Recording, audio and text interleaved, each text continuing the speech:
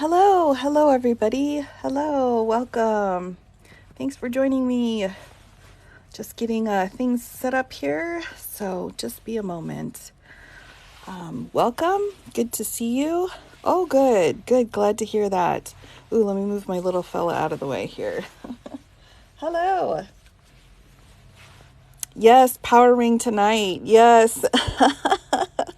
Oh, hi Diane, welcome. Thanks for joining me, I appreciate it. Just getting set up here, so it might take just a minute. So just bear with me if you would. There we go. House of Legal Knowledge. Oh, I love it. Welcome. Oh, really? The Georgia indictments will be televised. Well, that'll be very interesting. I know they've definitely got a lot broader ability to televise a lot of things, so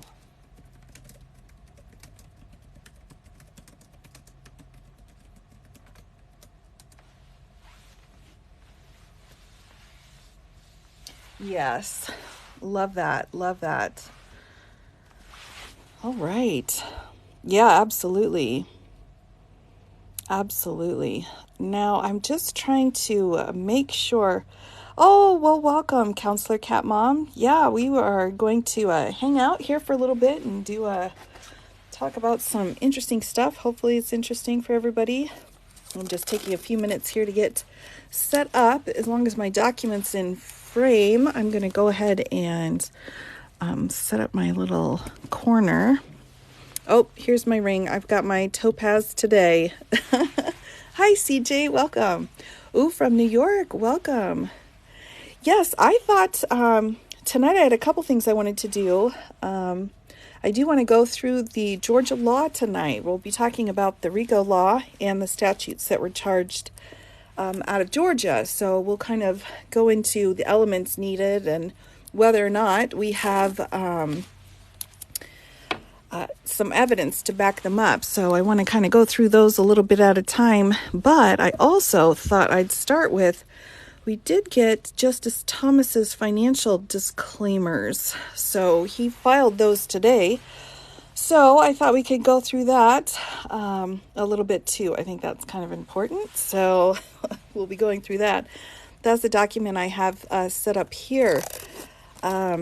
He was given an extension to file information about his finances, and they were officially filed today. So, yes, I know, right? Yes, I'm interested to see what all he has to say. So, hopefully. Oh, that's so sweet of you, Counselor. Oh, that's so sweet. Yes, we will definitely have some interesting things to talk about. So hopefully I'm in frame. Is my document in frame okay? Just wanted to make sure before I get going too much. Yes, okay, thank you so much. I appreciate that.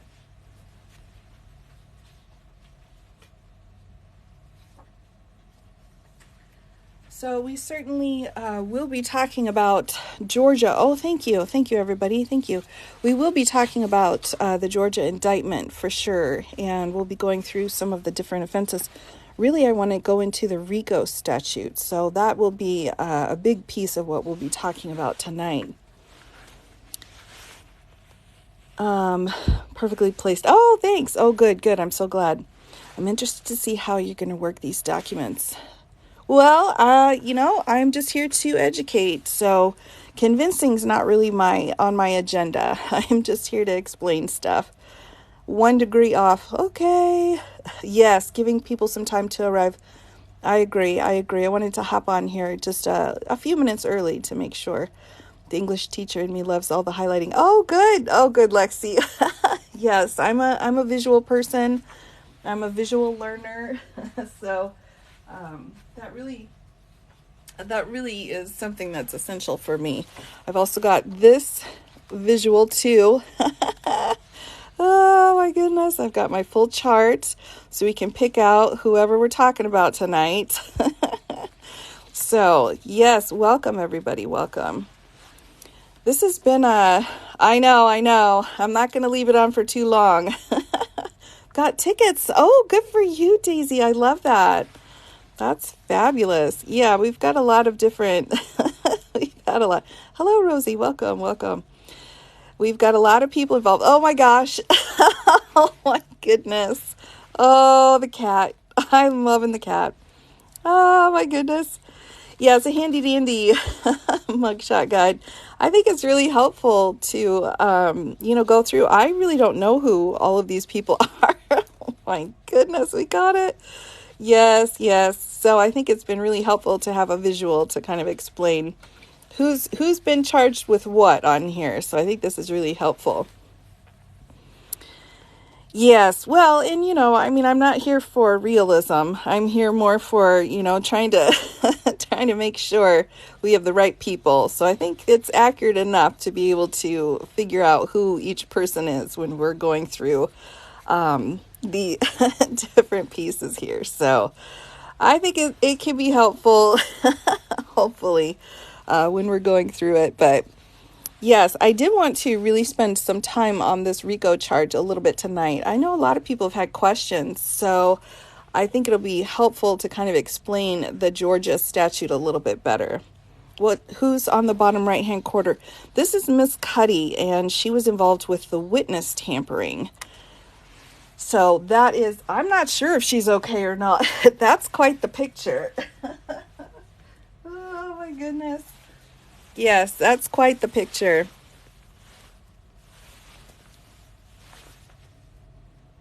Yes, no, this isn't. Oh, I didn't create it. I can't possibly take the credit for this. This is an amazing chart. This was put together by a news organization online, which I will not name. But yes, so I was able to just kind of pull it off of line, but I did not make the chart. This is a chart that's already been. Can I shrink the middle picture? I could shrink it, although I think for me, this was the best format to kind of get everybody in a way that made sense to me. So yeah, I think so. I mean, I've heard it's being put on t-shirts and all kinds of merch and stuff, but to each their own. To each their own. They each have their own way of handling, life situations. So, oh, it cracks me up. How is everybody doing today on this Thursday? Hopefully everyone is making it through the week. Yeah, everybody's tied to the big guy. That's exactly right. That's exactly right. That's what it's all about. That's what it's all about. So, yeah, it kind of is, or Candyland, but I think Monopoly is accurate. It kind of feels that way a little bit. So much printer ink. I know, but I only printed it once, so that was okay. Oh my goodness. Oh yes, it's a lot. It's a lot. It really is. I mean, it's definitely a moment in time that we can all pause and recognize as a moment. Yeah, I think Cuddy, I think you're not alone with that. She's definitely got an interesting face. Several court documents from yesterday and today. Yeah, it looks like we've got some timing arguments, some speedy trial questions. So there have been some things going on for sure. Last night was so much fun. Oh, I agree. It was. Oh, thanks for coming back. I'm so glad. No, Austin, I think Floyd is out now. I believe he did bond out, is my understanding. Now, I haven't gone too far into researching it, but that is my understanding. So, yes, 17 years. And that's pretty significant. I think there's been some very interesting posts. Now, I believe his cohort also got around the same number of years as well. He did bond out. Okay, excellent, excellent. Where can we get that post? This picture, this is on, if you search mugshots for Atlanta, you'll be able to find something similar to this. Do the Danish documentary about R. Stone earns at least 500. Yeah, I really tried to watch it, but honestly it was a bit much. It was just a bit too much, and I wasn't prepared. So I had to take a break. So I've watched bits of it, but I've not seen all of it yet. It really is, CJ. It was really wow, just wow. And just wow. Yeah, it's a lot. It's a lot. Interesting how people in general approach having their mugshots taken. I agree. It is a question like, do you smile? Do you not smile? Like this Mr. Smith here, he's not smiling. He's pretty not happy in this situation, but meanwhile, Miss Ellis, she's like, okay, whatever. And then Miss Hampton down here, she's also whatever. So, it's kind of, what do you think about the Crime Victims' Rights Act being used to get cameras in federal trials? I think it's a valid try. I think it's something to be looked at for sure. I think, our Victims' Rights Act is. I'm glad it's there, but it is pretty weak in my opinion. I think it could be stronger. But if that's helpful, I think it's a legitimate question to ask. Again, my number one concern is always, to make sure that we're able to have a fair trial for the defendant. And if we've got cameras in the courtroom, it's possible that due process may not occur. And so I think it's really case by case. Do I have a filter on? Sometimes I don't realize if I have it. Let me just move him out of the way anyway. Oh, he's got a heart. Yay. Yes, I like to sometimes just show what I'll be talking about. I think that's a little bit more helpful. So, ring light for their mugshots. They do. Their expressions really do. I'm not sure, Oliver's. I'm not sure, but it seems like a lot of places would be streaming it. Voters are victims in these cases.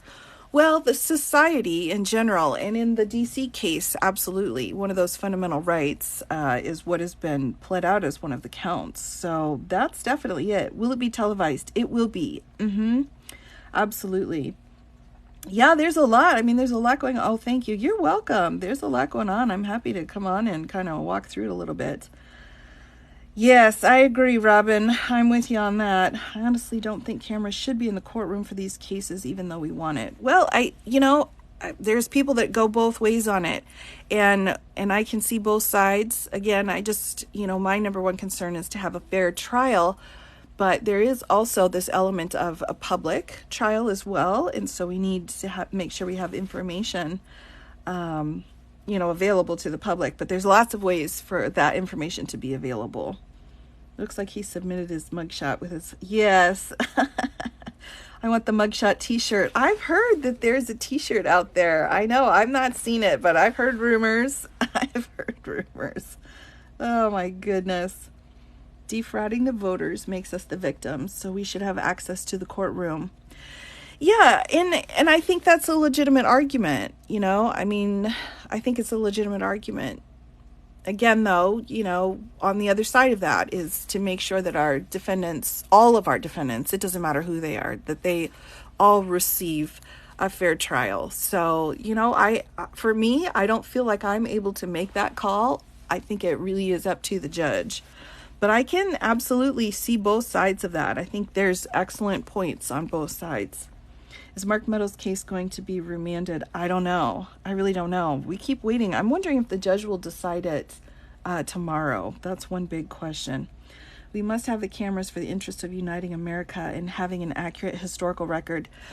That's a really good point too, Casey. I think, we all saw January 6th. And so I think, the other side of that is saying, what came from that, what are the accountability measures, and the ability to be able to watch the accountability come in, I think would be incredibly important to a lot of people. So I can definitely see that. How come Roger Stone hasn't been arrested?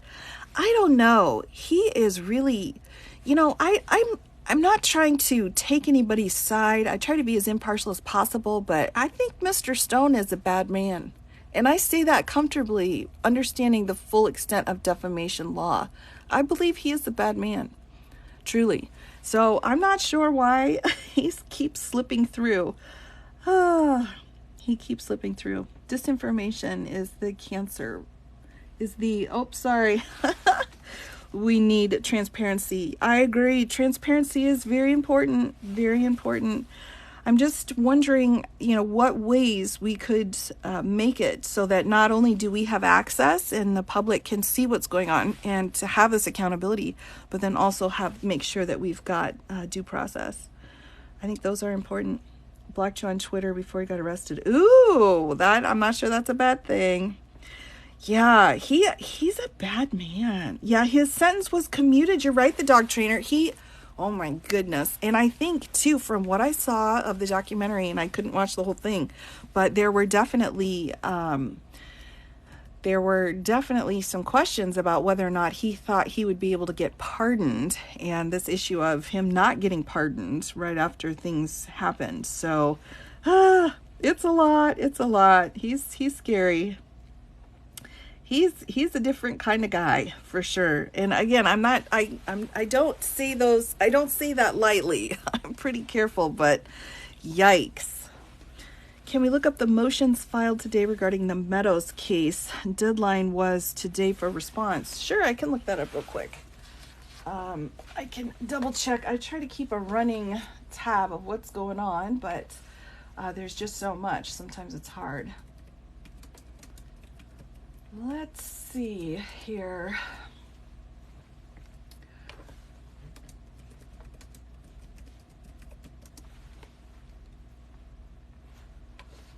Just checking right now to see. We've got the state of Georgia versus Meadows. I'm checking the docket here.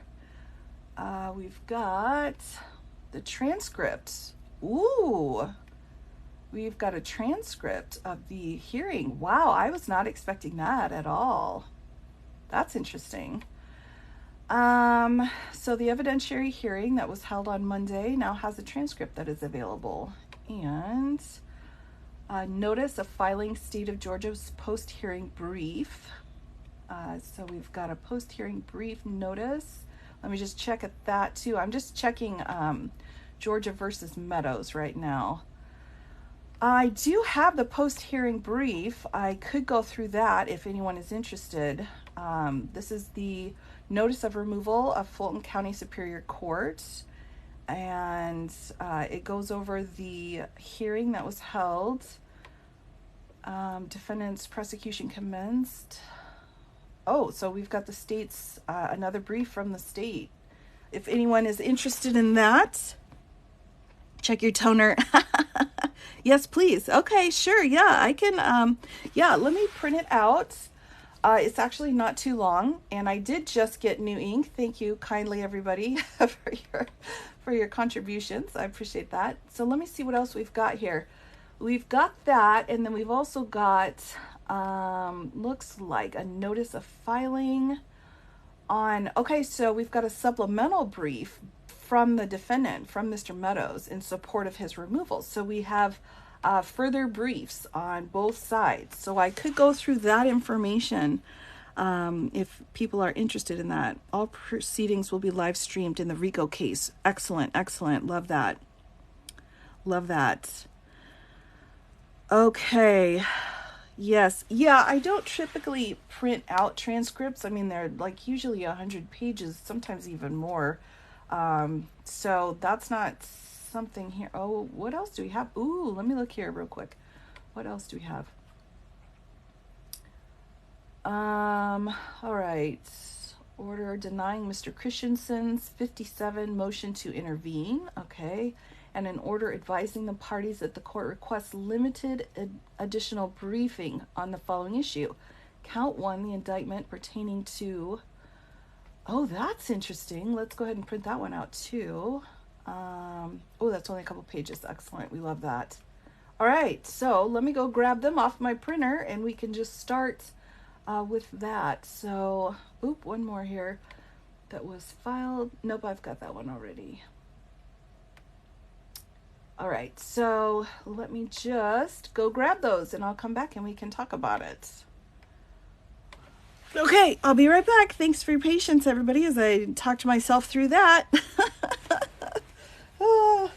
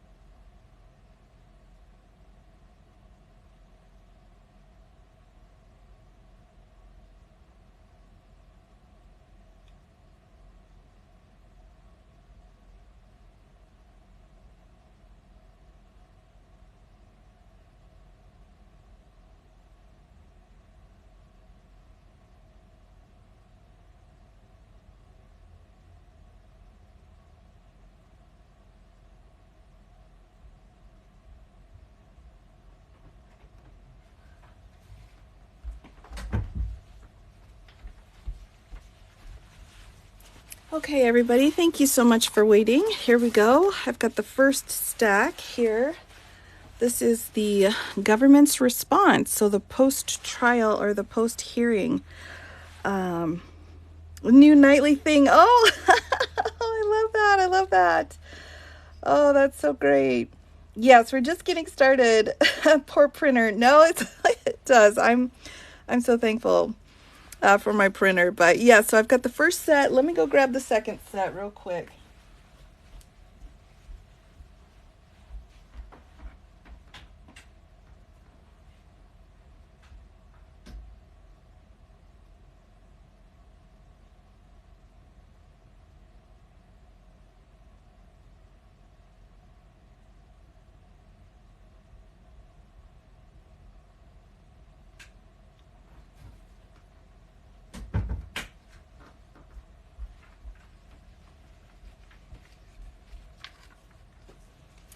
Okay, I've got the orders, or I've got the motions. Oh my gosh, they're hot. They're both hot. So here we go. We've got, first let's take a look. This was a minute sheet for the proceedings then that we had. So our court reporter, our deputy clerk, all of the attorneys that were present. That's a lot. And proceeding category, minute test. We've got evidentiary hearing held pursuant to the court's order regarding the notice of removal. The case, Meadows' case was presented. Mr. Meadows sworn and testified. Exhibits 1 and 2 were admitted. Those are defendant's exhibits. Cross-examination of plaintiff, state of Georgia. Lunch break. Cross-examination continued. Plaintiff's exhibit 1 was admitted. Then we had redirect. Defendant's exhibits 3 and 4 admitted over objection. So it looks like the state objected to that. Defendant rested. Plaintiff's case presented. Kurt Hilbert sworn and testified. So I think we've got Mr. Meadows testifying. Mr. Hilbert's plaintiff's exhibit 2 was admitted. Oral motion by defendant for plaintiff to produce statements pursuant to 26.2, and the court issued a verbal order denying that motion, which makes sense. And Brad Raffensperger was sworn. So here's our third witness. Plaintiff's exhibit 3 was admitted. we're just reviewing here before I go into the post-hearing briefs. Renewed oral motion by defendant for plaintiff to produce statements pursuant to Federal Rules of Civil Procedure 26.2. The court issued a verbal order denying the motion. Again, redirect, no cross. Plaintiff rested. Closing arguments were presented by each side. The matter was taken under advisement by the court with ruling to issue in due course by written order. And then the hearing was concluded. So, yes, he was. Welcome, everybody. Welcome. The 7-inch. I know, that's a lot of attorneys. My goodness. Whew, that's a lot. So what we've got here at this point was this request for the post-evidentiary hearing briefs. Now, the state filed theirs first, so I think it would be best to go through the state's brief first, and then we can go through the supplemental brief of the defendant as well, if that is okay with everybody. Oh, my nail polish. That's funny.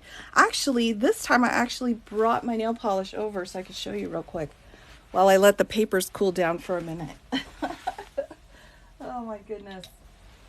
Okay, so this is the this is the color here, and then I've got a little bit of glitter over the top. So that's it, just a blend, just for fun. Sometimes you gotta have fun in life.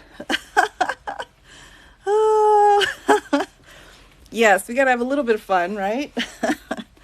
All right, so here we go. Let's get started then. Let's just crack it open. I will not print out the transcripts. It's just too much, even for me, and I print out everything, but, oh, is it lilac? We're going to have to do a whole nail polish line. So happy to be here. Oh, I'm happy you're here. Welcome. We did have Deborah. We had so much fun last night. Oh my goodness. Oh, it was really, really a lot of fun. All right, so let me just double check the docket one more time. I want to make sure I've got everything here. So, yep, looks like we've got it. We've got the witness list, which you've already talked about before. So the most recent things that we have are the two briefs that were filed. So, supplemental briefs. Sometimes this is just when both sides need to do some clarification on what has gone on. So we had our big hearing. It seems like it was at least a month ago that we had this hearing, not just a few days ago, but that's how it is. Oh, you're welcome. You're welcome. Absolutely. So here's the state of Georgia. Let's get into this. Following an evidentiary hearing that was held on August 28th of 2023, the court directed the parties to submit additional briefing on a single issue. Count 1 of the indictment pertaining to Georgia's Racketeer Influenced and Corrupt Organizations Act, or RICO, contains a number of overt acts attributed to Mr. Meadows. Would a finding that at least one, but not all, of the overt acts charged occurred under the color of Meadows' office be sufficient for federal removal of a criminal prosecution? Ooh, that's a really good question. So, the question is, we've got all of these different acts. In order to win on a RICO, for the state to win, you need 2 or more. But they're asking, is 1 enough to show sufficiency to remove it to federal court? That's the question. Yep, that's the judge's question. And let me just...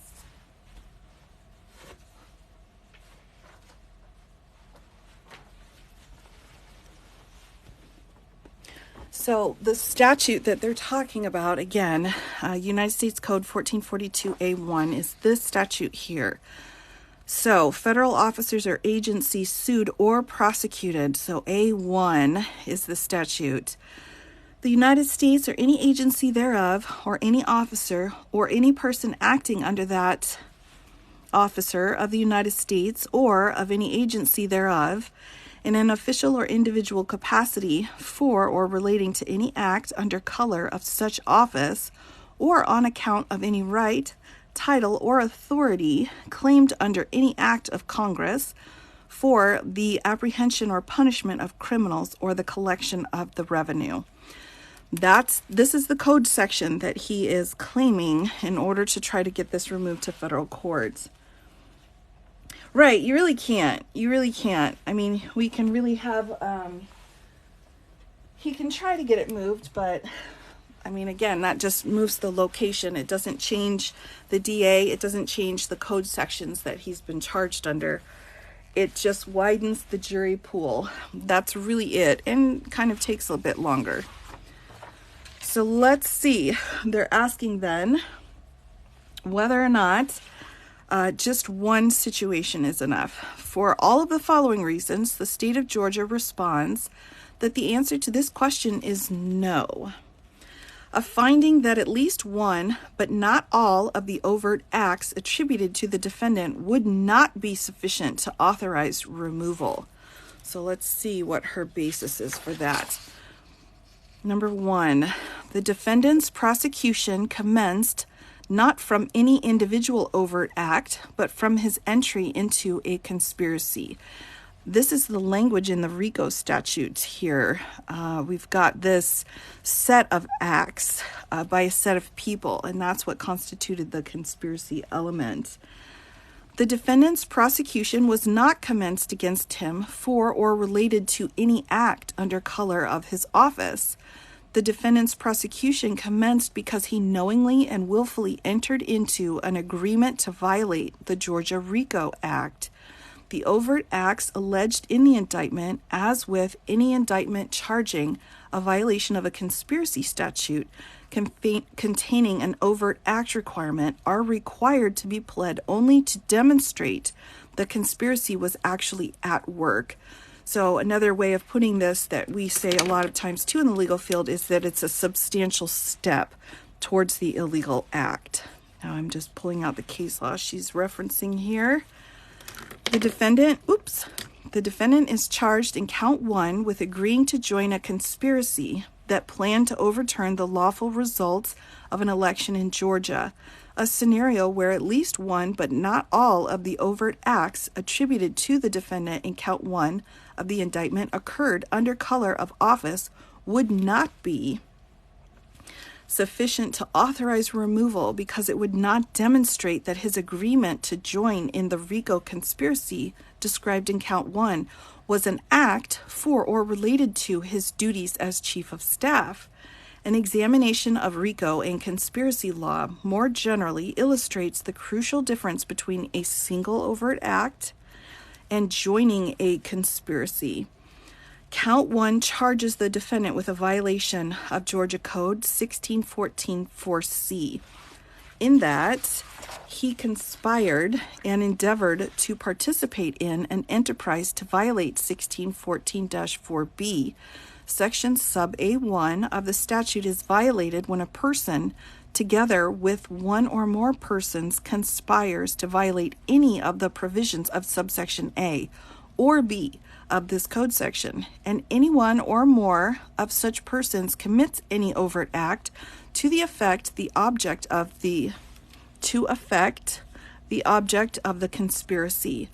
14.4 sub B provides that it shall be unlawful for any person employed by or associated with any enterprise to conduct or participate in, directly or indirectly, such enterprise through a pattern of racketeering activity. So this is a key piece as well. Now, you may ask, what's racketeering activity? Racketeering activity is any kind of fraudulent act in order to obtain a benefit or some kind of profit, typically is what it is. So, right, let's take a step back. So what the DA here is saying, okay, what the judge was asking is, if we're going to move it to federal court, do we only need to show one of, let's say there's about 10. I mean, there's less than that for Meadows, but let's just use that number 10. There are 10 acts set out under RICO, 10 acts that he was involved in. And the judge is saying, can he be involved in only one of those to be considered to be moved to federal court? The DA here is saying no, because all of the 161 acts, including the 10 he was involved in, all of them together is what created this conspiracy for the charge for RICO. So to just look at one act in order to allow this to be removed would be insufficient in looking at the crime itself. Does that make sense?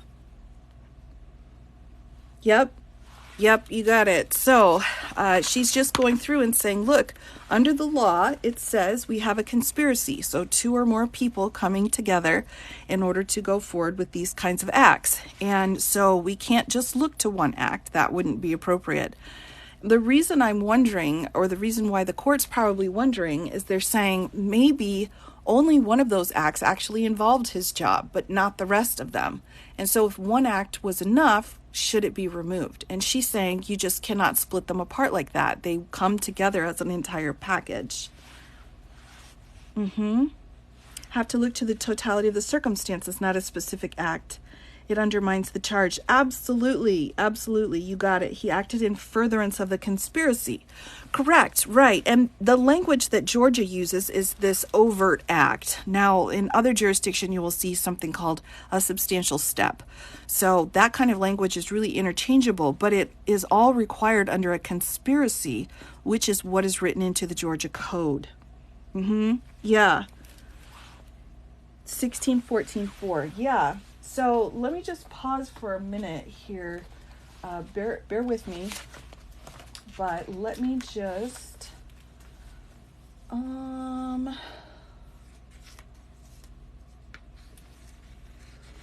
right. So here's the section of the code. Let's just take a minute here and look at it. The racketeer influenced and corrupt organizations. This is the Georgia Code section she's referring to here. This is the RICO section. Any person through a pattern of racketeering activity, so fraudulent acts, or proceeds derived therefrom to acquire, maintain, directly or indirectly, any interest in or control of any enterprise, real property, or personal property of any nature, including money. It's unlawful for any person employed by or associated with the enterprise to conduct or participate in, directly or indirectly, such enterprise through a pattern of racketeering activity. And C, unlawful for any person to conspire. This is the key here. To conspire, so it means you don't have to be successful. You just have to make a plan. And it's the plan that can be charged, or endeavor to violate any of the provisions of subsection A or B of this code section. They violate it when he or she, together with one or more persons, conspires to violate any of the provisions in subsection A or B, which we just went through, of this code section, and any one or more of such persons commits any overt act. So this is the language specific to Georgia. These overt acts is what she's talking about. To affect the object of the conspiracy, or such person, or 2, he or she endeavors to violate any of the provisions in subsection A or B of this code section, commits any overt act to affect the object of the endeavor. That language is specific to the code. These are the elements that have to be proven to the jury in order to show that there was a RICO violation. That's it. So she's citing that code section, and she's saying these overt acts are part of this conspiracy, so we cannot crack them apart. They need to be tried together. So the question posed by this court contemplates a finding that the defendant has committed at least one overt act under count 1 outside the color of his office. This would be more than what is required to demonstrate the defendant's participation in a RICO conspiracy. In contrast to a substantive violation of that section of the code, a conspiracy to violate that provision does not, as the language of subsection C1 makes it clear, require that a defendant commit or agree to commit 2 acts of racketeering activity by himself. So this idea, again, of keeping these different charges together is the key to the RICO. And that makes sense. I think the judge is probably just trying to cover the bases and trying to say, hey, let's just make sure we've got a nice clean record about this. Although it'll be interesting to hear what the defendant has to say in his argument. So we'll move into that here in a minute. All right, so here's her case law she's citing. Under Georgia law, a person is guilty of a RICO conspiracy. Again, this inchoate offense is the key. If they knowingly or willfully join a conspiracy, which itself contains a common plan or purpose to commit 2 or more predicate acts. So just by joining is how you can be charged with this. You don't have to be successful. You don't even have to play the main role. You just have to join the conspiracy, and that's how you get charged. Case law cited here. Well, Georgia RICO, unlike the federal RICO, requires that one of the conspirators commit an overt act. There is no requirement that the defendant himself commits an overt act, because each actor in a conspiracy is responsible for the overt actions undertaken by all other co-conspirators in furtherance of the conspiracy. So even if they don't act themselves, they still have equal liability or culpability with their other co-conspirators. Yes, agreed. Yes, I'll just take a moment here. Hopefully everyone is here. We're just talking through this brief here from the state, going through the language, explaining what the different code sections mean and what the different language means. So we're just talking about the language. We're not really here to pick fights. State law versus federal law. It is. It really is, especially because of how the statute was written. Now, they're very similar, Georgia and the federal statutes, but there are a few little differences. Yes, questions in good faith are great, because then I can really get to those questions that people legitimately are wanting to have answers to, if you don't mind. Thank you kindly. Appreciate it. All right, so are we ready to dive back in? I'm keeping one eye here on the comments. It gets tough, everybody. I know when the trolls get in, but we just got to kind of wait them out for a minute, and they should be okay. Yeah, the language is okay. Here we go. The language is a bit, complicated, but that's why it's good to go through it. All right. So again, if you are part of the conspiracy, you agreed to join the plan, the acts included will also be for you. So even if you just agreed to drive the car and didn't even drive the car, you can still be part of the heist. So we're citing more case law here, and we're talking about general conspiracy law. It's well settled that when individuals associate themselves in an unlawful enterprise, any act done in pursuance of the conspiracy by one or more of the conspirators is in legal contemplation of the act itself. And this is just well-known common law that we all learn about in law school. This is consistent with federal conspiracy law, and she's citing that. And this is an 1895 case, rejecting proposed requirements that the government alleged defendant personally commit an overt act. Because a conspiracy is a partnership in crime, and this is a very famous case, if anyone is interested in what case sets out conspiracy and our inchoate offenses, this is a great case to pull up and take a look at. The gravamen of a RICO conspiracy is premised not upon the commission of the predicates of racketeering or even an agreement to commit predicate acts, but upon an agreement to participate in the affairs of the criminal enterprise through a pattern of racketeering activities. Oh, thank you so much. I appreciate you saying that. Is it Sean? Oh, thank you. Appreciate that. Yes. So, and then we're citing another case here. The indictment alleges that the defendant conspired to violate the Georgia RICO statute, and the state of Georgia has submitted evidence substantiating that allegation. The defendant coordinated and actively participated in a phone call between the co-defendant, Donald J. Trump, lawyers for Mr. Trump's presidential campaign, and officials from the Georgia Secretary of State's office, during which Mr. Trump berated the secretary to overturn the results of an election Mr. Trump had lost. On the call, the defendant used the inclusive pronoun we to refer to information possessed by the campaign and its lawyers, and he directly disputed the secretary's investigatory findings regarding the number of dead voters, insisting, quote, "I can promise you there are more than that," end quote. Earlier, the defendant contacted another Secretary of State official and inquired whether the Trump campaign could speed up a signature audit by providing funding directly to the state. And after, that's a lot. insisting that he did not play any role in the coordination of slates of fake electors throughout several states. The defendant was forced to acknowledge under cross-examination, so now we're getting into some of his testimony, that he had in fact given direction to a campaign official in this regard. All right, so I'm going to just highlight that this is actually testimony from the hearing. Specifically, the defendant wrote an email, States Exhibit 1, in which he said, quote, "We just need to have someone coordinating the electors for the states," and attached a memorandum written by co-defendant Kenneth Chesebro recommending the organization of slates of presidential electors to meet and cast votes for Mr. Trump in states Mr. Trump had lost.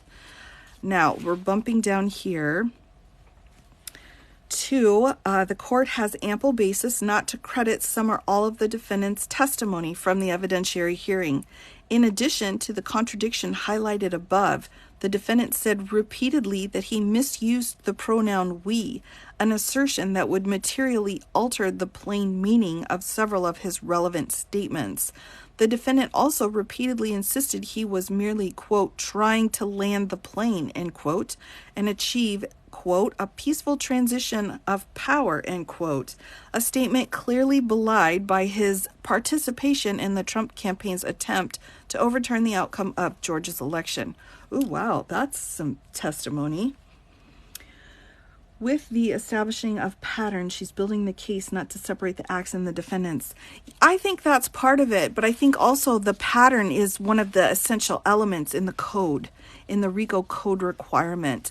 So she is, just like if you had a homicide, one of the elements would be an unalived person. And so one of the elements for RICO is a pattern of activity. So that's just an essential element. Bill of Attainders are treasonous. Yeah, Bill of Attainders aren't allowed. True. Yep, thanks Big John for sharing. I think we're good. We all got it. Plus things he did for the election fraud and not in his... Right. Yeah, and that's really the question, isn't it? Was this within the scope of his job or not? We will see. We will see. All right, so back up to the next paragraph. The defendant has not disputed his participation in these events. Again, this is fascinating that everyone is saying, yeah, I did it and it was fine. He simply argues that all of them were within the scope of his duties and occurred under color of office. This court thus has undisputed evidence of the defendant committing the act at issue in count 1. Whoa. Let's take a moment. Let's take a moment for that. All right, this court thus has undisputed evidence of the defendant committing the act at issue in count 1, conspiring to violate Georgia's RICO statute by joining in a common plan to overturn the results Georgia's 2020 presidential election. Ooh, all right, so his testimony set that out. Yikes. Ooh, that's not looking good for him. A finding that some of the overt acts attributed to the defendant occurred under color of office would not suffice to show that the defendant's joining in the conspiracy was itself under color of office or even related to it. Ooh, that's a good point. Let's break that apart.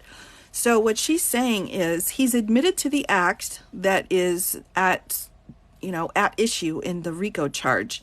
But now she's saying the actual joining of that conspiracy was not part of his job. It was not itself under the color of office. So rather than looking at the act itself of making that phone call, she's saying the issue here is that he joined the conspiracy, and joining the conspiracy was not something required as part of his job as chief of staff. It is interesting that he's not denying any of it. Yeah, it is. It is. Exactly. He's just saying, I did it because of my job. And she's saying, well, you may have made the phone call, although that's arguable, but joining the conspiracy was not part of your job. Interesting and excellent points. A case familiar to this court provides a useful example of a scenario where a federal officer's entry into a conspiracy could occur under color of office. Ooh, she's going to give us an example. In the Bocum case, a local prosecutor was considering filing charges against an FBI agent for the agent's activities related to an attempt to bribe a local official.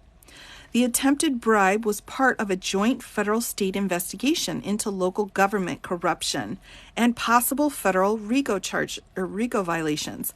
The 11th Circuit held that any attempt to secure a bribe fell within the agent's duties as a federal officer conducting such an investigation, and the prosecution was therefore barred by the Supremacy Clause immunity. Ooh, that's a really interesting piece. If the agent and others had been charged with conspiracy for their coordinated plan seeking to bribe a local official, the case would have been subject to removal because the act of conspiring in that case would clearly have been committed under color of the agent's office. Whoa, all right, that's important. That's an important piece then. So she's saying in this case, you did not need to join it. And let's explain where there is a case where they did need to join, or if they had joined, it would also allow them to be bumped to federal court. Ooh, like that. I may need to pull that case. That case looks really interesting. This is the case here for anyone who wants to look at that case citation. 11th Circuit case out of 1982. Which document is this? This is the response brief post-evidentiary hearing in the Georgia versus Meadows piece of the RICO case out of Georgia. That was joining in order to find the conspiracy, though. So different. I'm not sure. I'm not sure. I will need to read that case to really be able to go through it. But it looks like what she's saying here is when you've got a conspiracy, by joining that to be part of your job, then you would have grounds to move it, because they're saying here they're setting up a particular bribe, and so conspiring to set the bribe up would be part of their job because their job was to set the bribe up.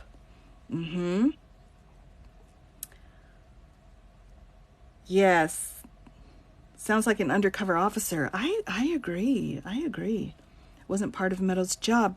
Right. Well, and I think, again, we'll look into his brief next, but, this whole question was, well, I made phone calls, I set up all kinds of things. And so what she's saying was, fine, but, you joined the conspiracy with all 161 acts. What about that? You didn't have to be part of the conspiracy in order to do your job. Interesting. Very good. Interesting point. All right, the circumstances of this case are easily distinguishable. The defendant conspired not for any purpose relating to his duties as chief of staff, but to transform Mr. Trump from a losing political candidate into a winning one. No matter what the outcome of the election had actually been, the conspiracy did not involve a common plan seeking to fulfill a federal objective or enforce federal law. It sought to fulfill an openly personal goal of Mr. Trump's that the defendant acknowledged he shared. Ooh, that's another piece of his testimony that's important. A finding that as part of that conspiracy, the defendant may have committed one or even several acts that fell within the color of his office would not demonstrate that he was being prosecuted for an act for or related to his office.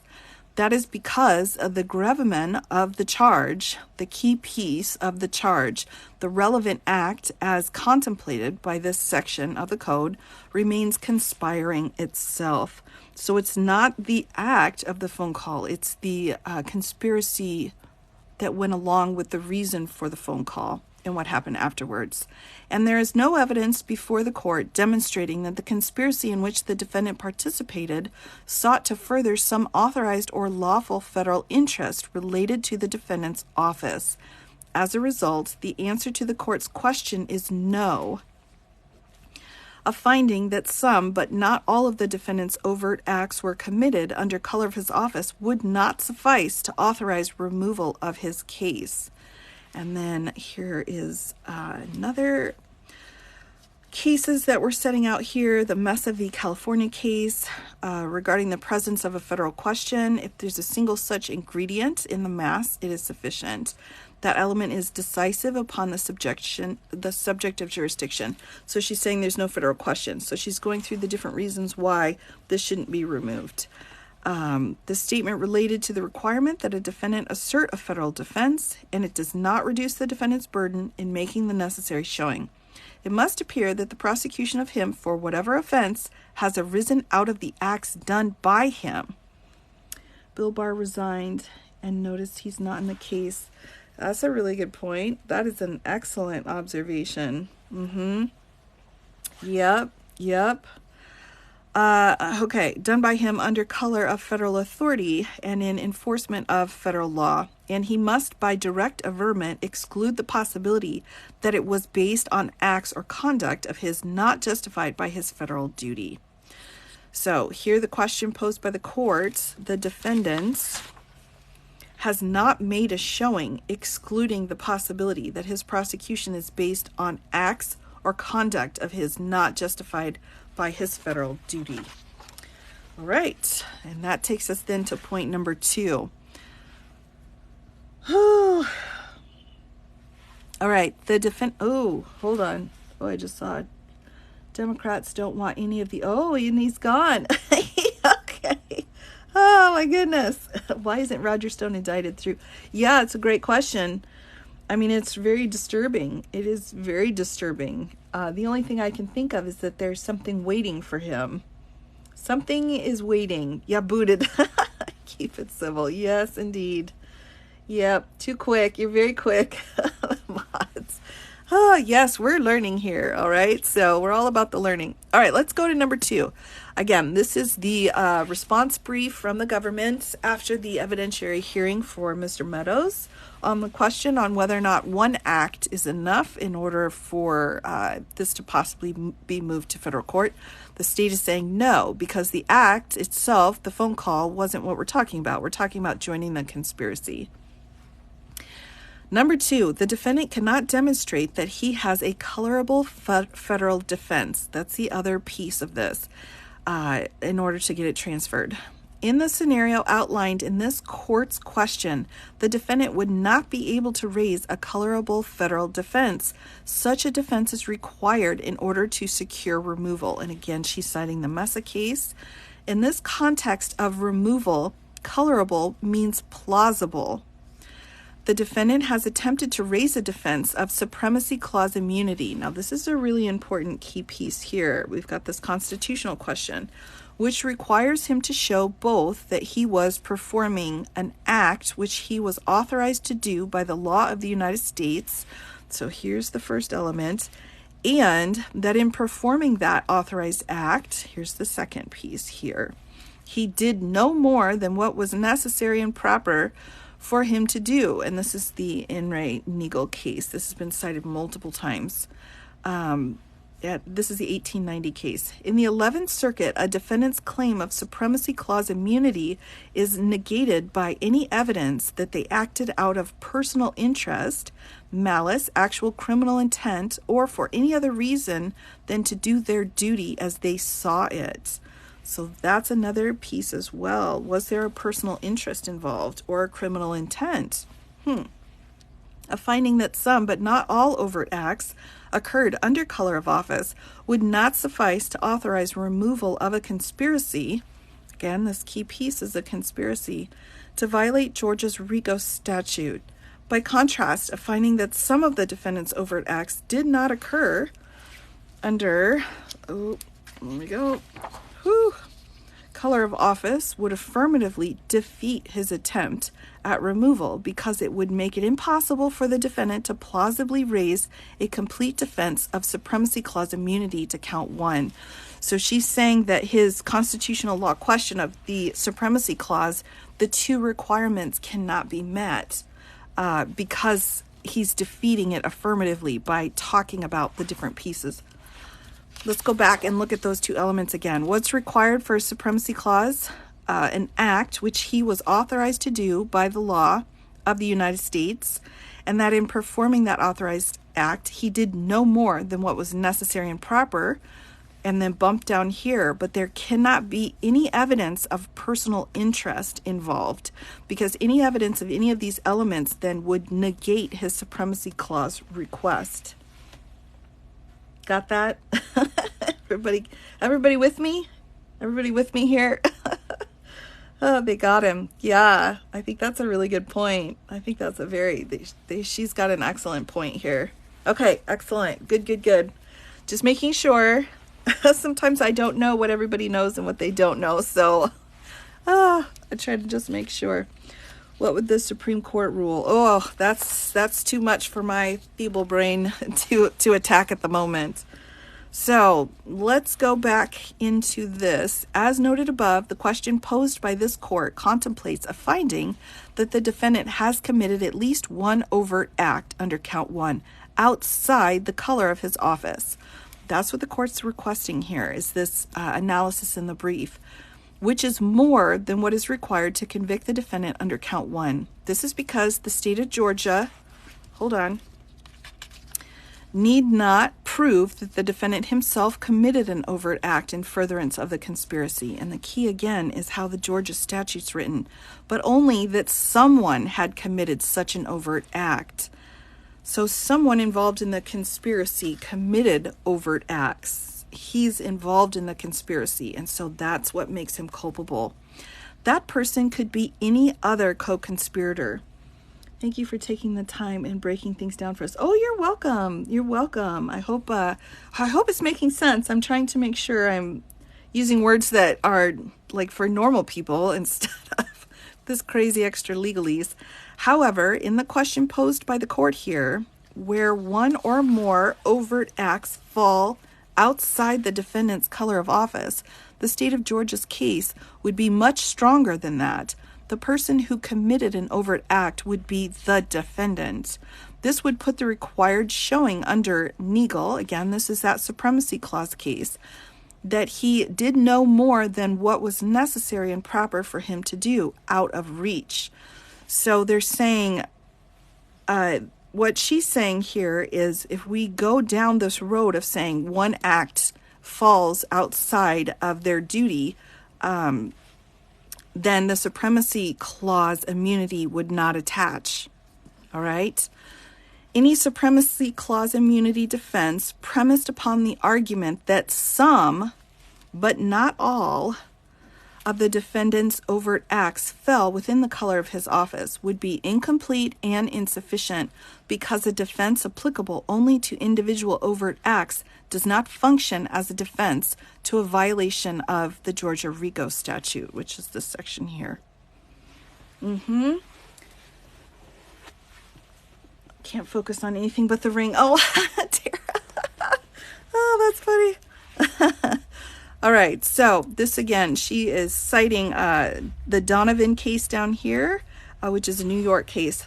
And in New York cases in the 80s and 90s, that's where a lot of the RICO doctrine was set out by a particular attorney in New York at the time. So, given the weight of authority contrary to the defendant's position, he will likely emphasize the permissive standards related to raising a colorable federal defense. However, while the defendant need not show a clearly sustainable defense at this stage, he cannot even show a possibly sustainable defense. Ooh, ouch. All right, so let's talk about that a little bit here. We have, what does color mean in this context? Just within the, how do I put this? Within the purview, within your job description, within the authority given to you as your position requires based off of your job description. Within legally acceptable limits. Yes, that's excellent. Scope of his role, scope of duty. Yes. Yep. You got it. Yeah, I mean, these terms that are kind of used over and over again, they lose their meaning, I think, after a few pages. So sometimes we need to go back and review. Scope of practice. Yes, all excellent. So what she's saying here again is she's saying, when we're trying to move this up into federal court, we're not forcing you to put on your full affirmative defense. That's not what this evidentiary hearing's about. And so we're not requesting that, but you're not even putting on a possible defense. So your defense that you are raising does not apply in this situation. It does not meet the requirements under the Neal case as well as under the RICO statute in Georgia and how it's written. Likewise, while he's not required to virtually win in his case, again, you don't have to put your full defense on in an evidentiary hearing like this. He cannot even show that his defense would make it possible for him to win his case. Ouch, that's a burn. The Supremacy Clause immunity could do neither under the scenario contemplated in this court's question. To hold that a plausible defense need not be a complete defense would reduce the test for federal removal. Oh, I missed that last pinned comment. Sorry about that. Sorry. Oh, my goodness. Yeah, those are pretty harsh, Snippy Squid. You got it. That is very harsh. And, she's not messing around here. All right, so to hold that a plausible defense need not... Okay, I want to be like you when I grow up. I'm an old lady, but this makes me want to go to law school. Oh, hey, you know what? It's never a bad time. It's just all about planning. If you want to do it, you should do it. Highly recommend anyone interested in law school to try to take a couple of paralegal classes first and get a taste for it, see if you like it or not before you jump all the way into the deep end. That would be my recommendation.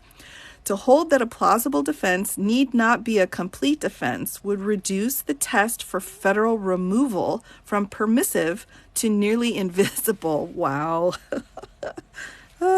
Indeed, many federal courts have held that a colorable federal defense must be a complete defense, a minimum requirement so uncontroversial that it does not appear to have ever been challenged. Yikes. Thus, colorable defense is a defense that can be factually supported. Color of office authority. Yes, excellent. Thus, the court concludes that a defense is colorable for purposes of determining jurisdiction if the defendant asserting it identifies facts which, viewed in the light most favorable to the defendant, would establish a complete defense at trial. So they're saying you don't have to prove your complete defense during this hearing, but you need to at least make a good showing of it that could possibly help you in trial. And she's saying it would not help you in trial, so it's not going to be enough here. Simply put, Section 1614(4)(c), which is the RICO statute, makes it illegal for any person to conspire or endeavor to violate the RICO statute. To violate this section, one must either commit an overt act to affect the object of the endeavor or conspiracy, or a co-conspirator must commit such an overt act. Those are the pieces required by law. To prove that the defendant conspired to violate the RICO statute, like Rachel Maddow said, you can indict a ham sandwich. I don't know if you can. I think we need a physical body to actually indict. So a ham sandwich, I guess someone dressed like a ham sandwich, you can indict. All right, so to prove that the defendant conspired to violate the RICO statute, the state of Georgia must prove that some co-conspirator committed an overt act. So some, not necessarily this defendant, but some co-conspirator. This is specific to Georgia law. This scenario is the question posed by this court, contemplates the defendant himself having committed at least one overt act outside the color of his office. Such a finding would demonstrate that Supremacy Clause immunity could not function as a complete and therefore plausible defense.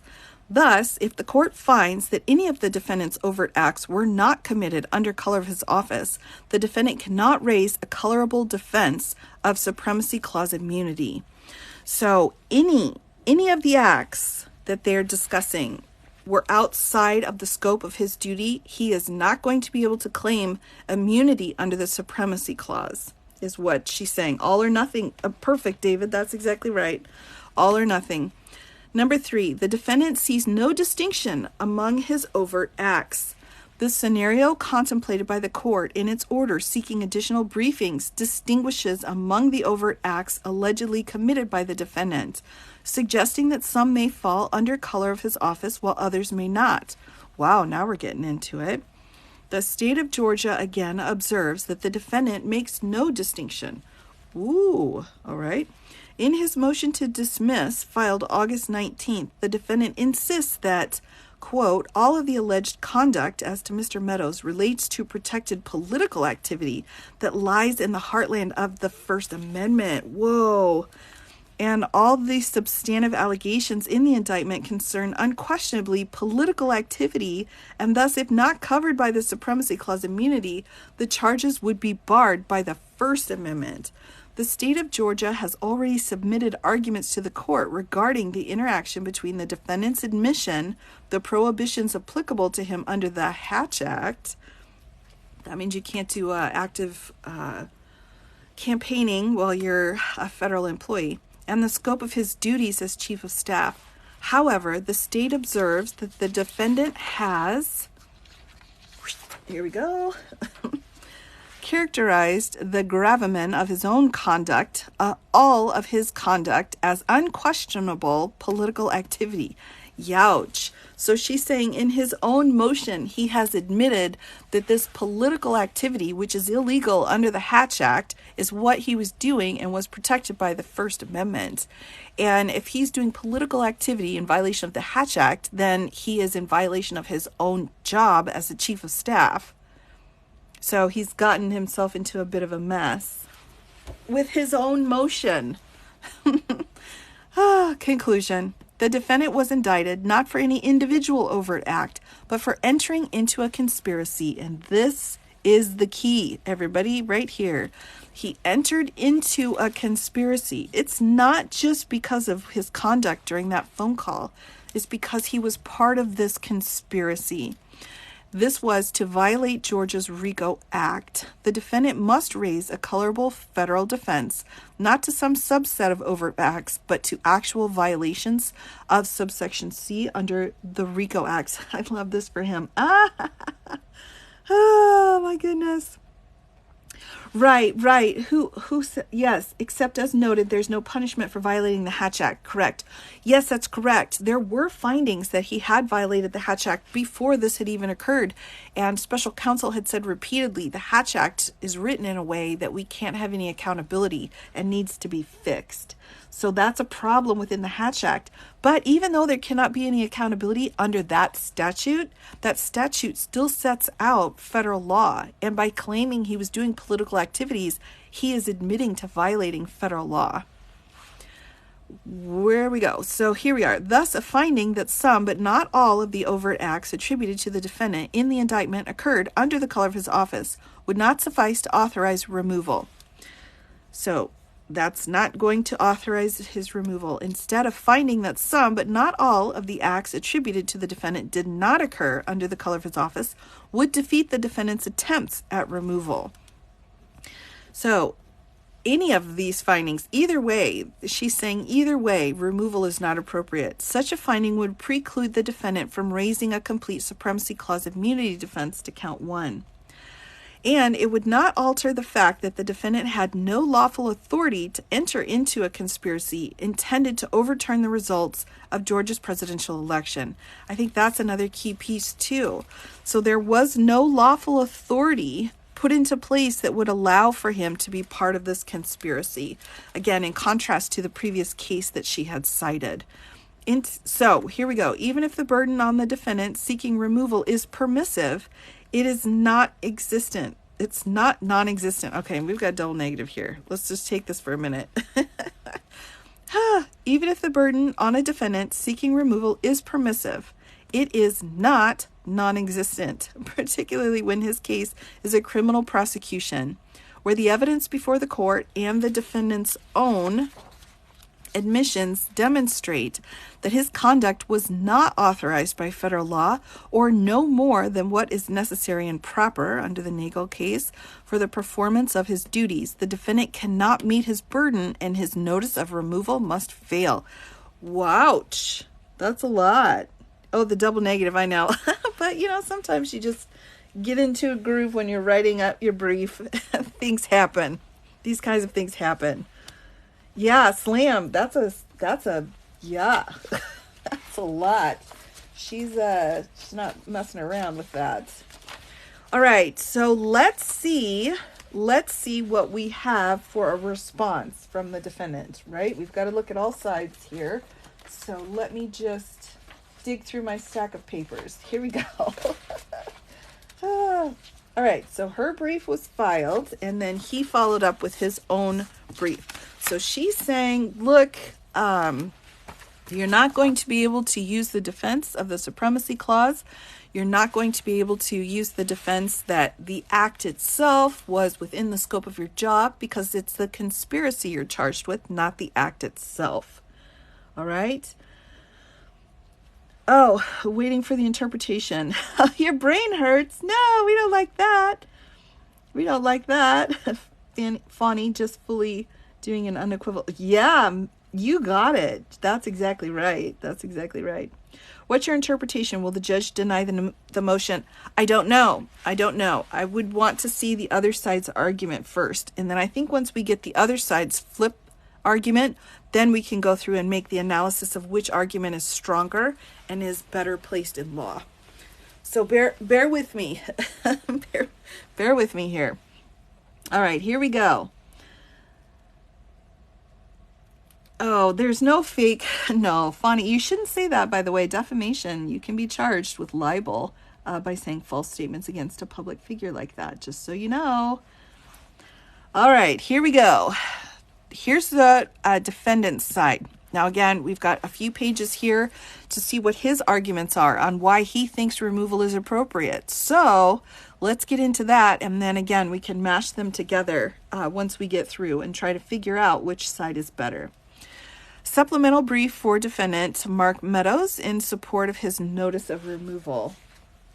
So let's just take a moment and note this is Mr. Meadows here, just in case anyone is wondering who's involved. This is Mr. Meadows. This is more fun than the U.S. Open. Oh, oh my goodness. All right, here we go.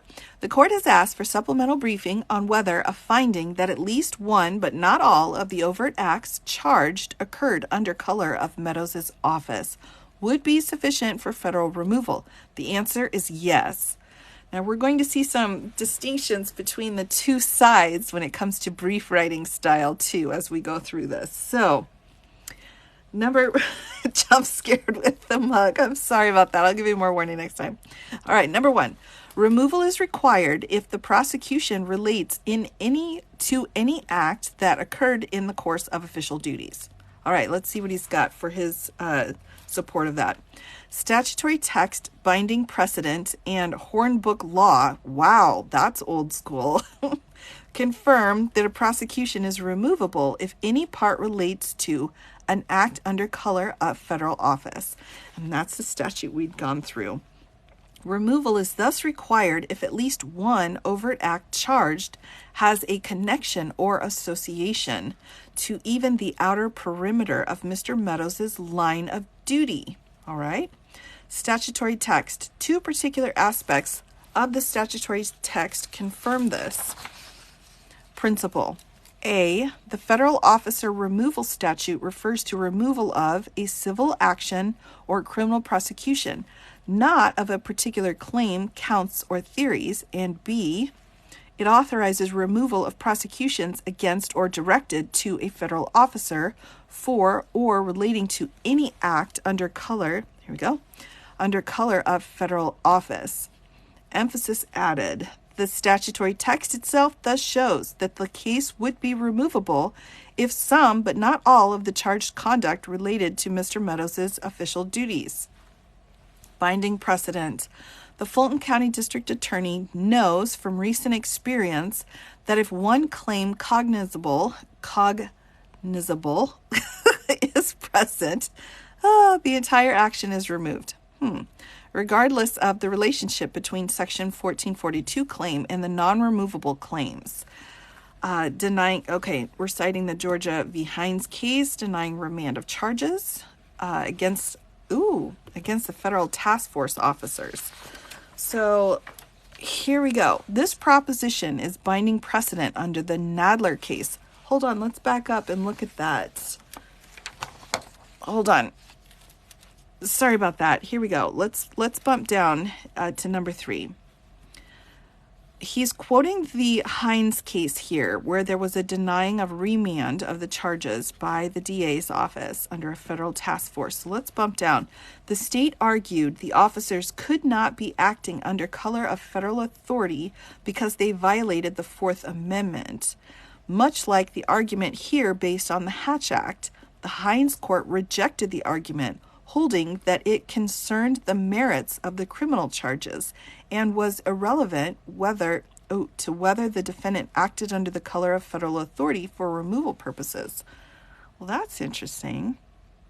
They rejected the argument. Concern the merits. Interesting. I don't see how that is working together. This argument to me seems a little backwards. Hold on, let me walk through it one more time.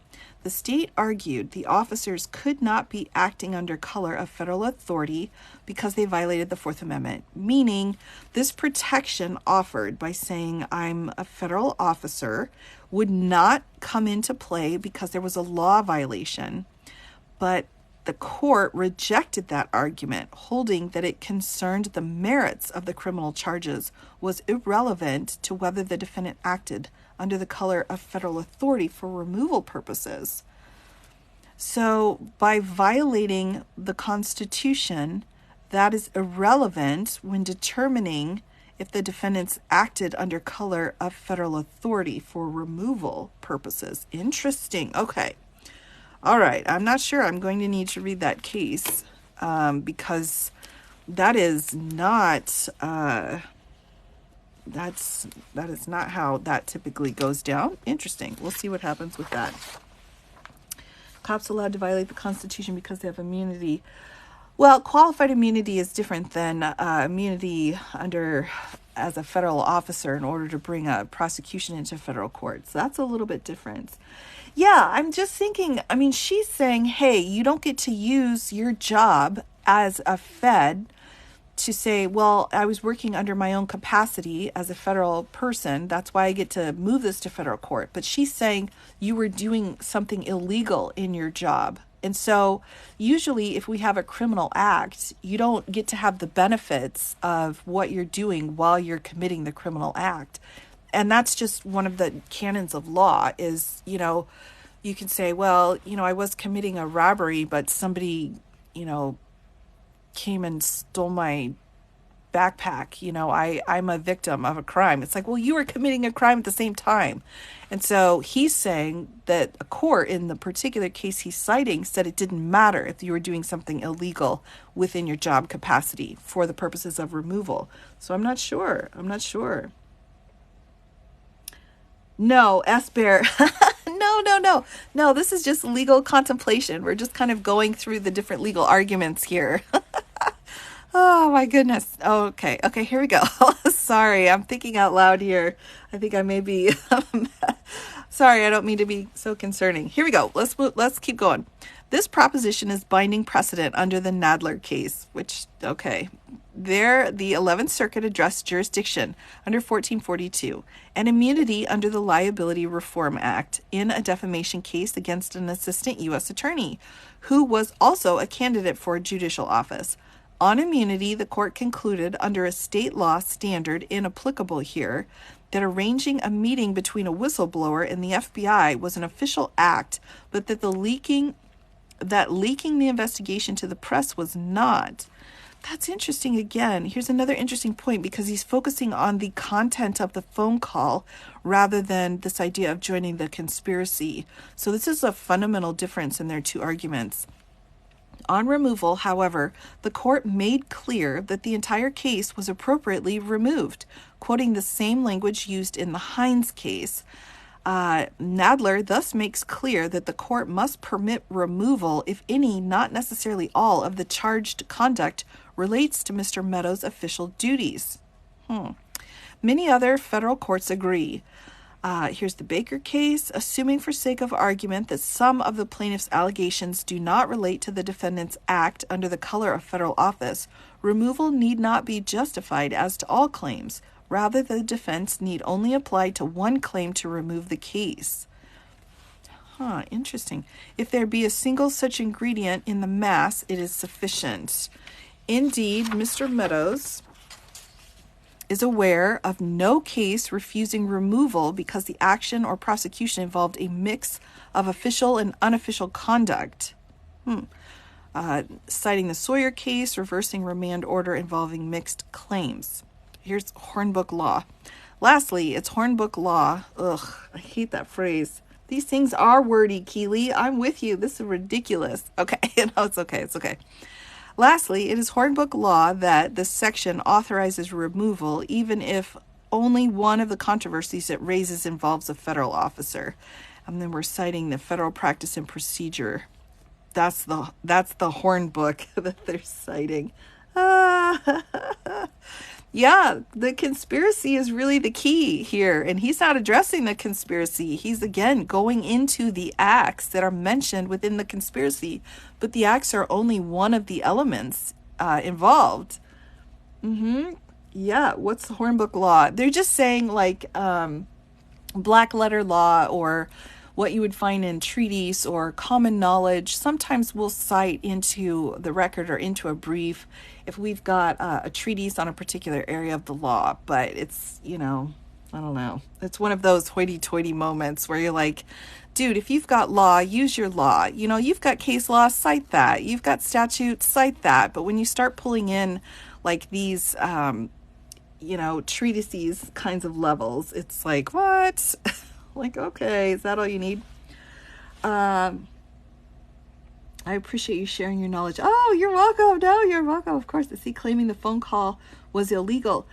Thanks for the heart. I think what he's saying is, there's multiple acts. We'll just use this number 10 again. There's multiple acts that he's involved with. One of them is this phone call. And so he's saying that phone call was because of his job. He had to make that phone call. So if all 9 other acts did not have to do with his job as chief of staff, that one act of that phone call was within the scope of his duty and therefore should be removed to court. Meanwhile, there's a total of 161 acts involved in that RICO charge, not just 10, not just that one phone call. So she's saying, it's the conspiracy here that's the RICO charge, not the call. The call itself can be charged as something else, and it was charged with multiple other counts. But it's just an act showing a racketeering pattern under RICO. So he's claiming he's fighting the act itself rather than the RICO charge. He had no choice about making the phone call. Well, that's really not the issue. And some of the language he used during the phone call. But whether or not he had a choice, again, really doesn't matter. Like, was the phone call made? Was the pressure asked? Was the oath asked to be waived? Those are the kinds of questions. Is this a motion for dismissal? No, this is a response brief to the evidentiary hearing. So the first brief was from the government. This is the defendant's response to that brief. So it's the sum of many, many pieces. Oh, JK. Yes, it's the sum of many pieces. Exactly. So, he's saying, yeah, I cracked the eggs in to make the cake. And she's saying, I charged you for the cake, not for the eggs. And he's saying, well, I had to do the eggs under my official job title. She's like, it doesn't matter. I'm charging for the cake that you made with the eggs. He still had free will. He could have said no. Right. It was in the scope of his duties. Again, even if it was within the scope of his duties, he's charged with this entire conspiracy. Not just for this phone call. Those are separate acts. All right, so let's move past the horn. No, that's okay. That's okay. Soul sold separately. I got you. It's okay.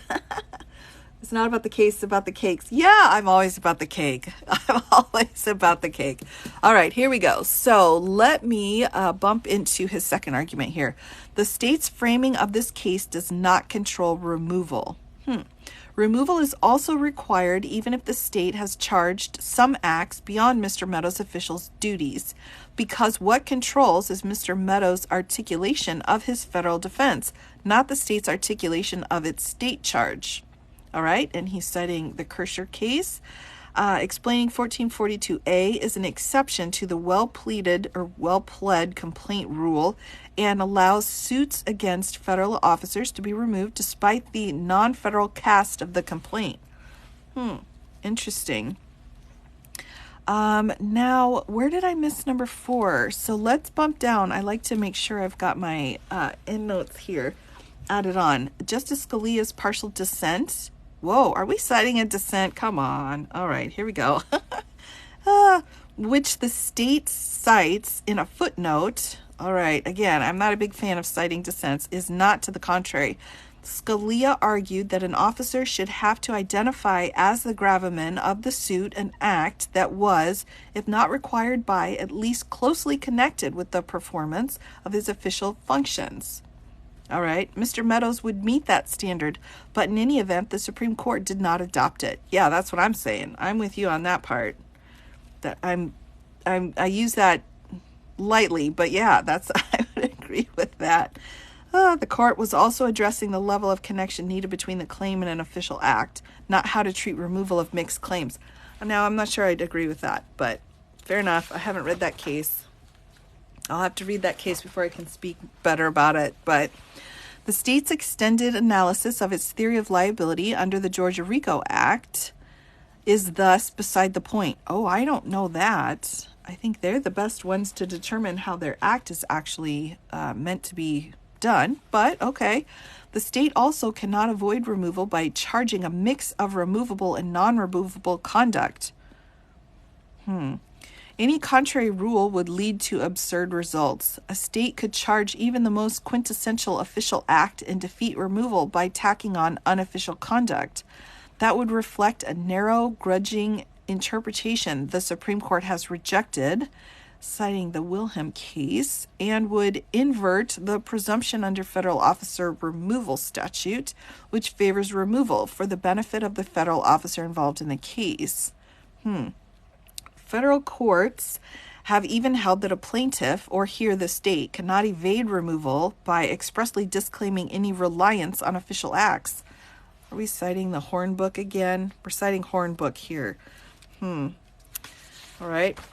Fair enough. This case could therefore be removed even if the indictment alleged no acts by Mr. Meadows and charged only, for example, that he had joined a RICO conspiracy. Normally, an action may be removed only if a federal district court would have original jurisdiction, which means that any federal question must appear on the face of a properly pled complaint, and an anticipated or actual federal defense generally does not qualify a case for removal. But federal officer removal is exceptional in this regard. Suits against federal officers may be removed despite the non-federal cast of the complaint. The federal question element is met if the defense depends on federal law. Okay. Here, Mr. Meadows has pleaded a connection to his official duties and asserted a colorable federal defense. That is all he needs to do under the Hines case. The defendants have alleged that they were acting as federal officers in accordance with federal law and therefore entitled to immunity. That's all that's required. Let's bump down here. The state's claim that it could convict without showing that Mr. Meadows took any illegal act is irrelevant. Mr. Meadows could still remove by pleading that the state's case related to his federal duties. The fact that the indictment sets forth multiple acts of specifically charged conduct only makes this task simpler. Mr. Meadows needs only to show he had a good faith belief he was acting within the scope of his duties. Which his unrebutted testimony shows. I'm not a lawyer, but this feels like a Hail Mary. I would say yes. This sounds to me like someone arguing against, 200 years of basic foundational law on inchoate offenses. Yeah, I mean, I'm not sure how they're trying to overturn this concept of a conspiracy. I'm not sure that's working.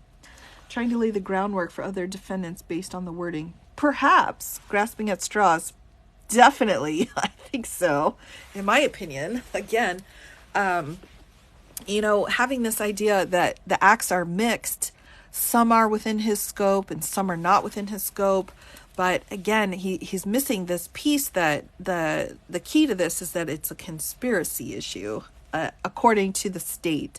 And I think the state has a very strong argument based off of that. Has nothing to do with state electorals. Yeah, they don't. And the way that the law is written. Yeah, it's the cake, Rosie. You're right. It's the cake, and they're focusing on the individual elements. All right, number 3, the record makes clear that the prosecution relates to acts that occurred in the course of Mr. Meadows' official duties. Again, this is the acts as opposed to the conspiracy, which is the plan. Under these black letter legal principles, Mr. Meadows is entitled to removal. His unrebutted testimony establishes the broad scope of his official duties as Assistant to the President and Chief of Staff, which may generally be classified into 3 categories. A, providing the President close confidential advice.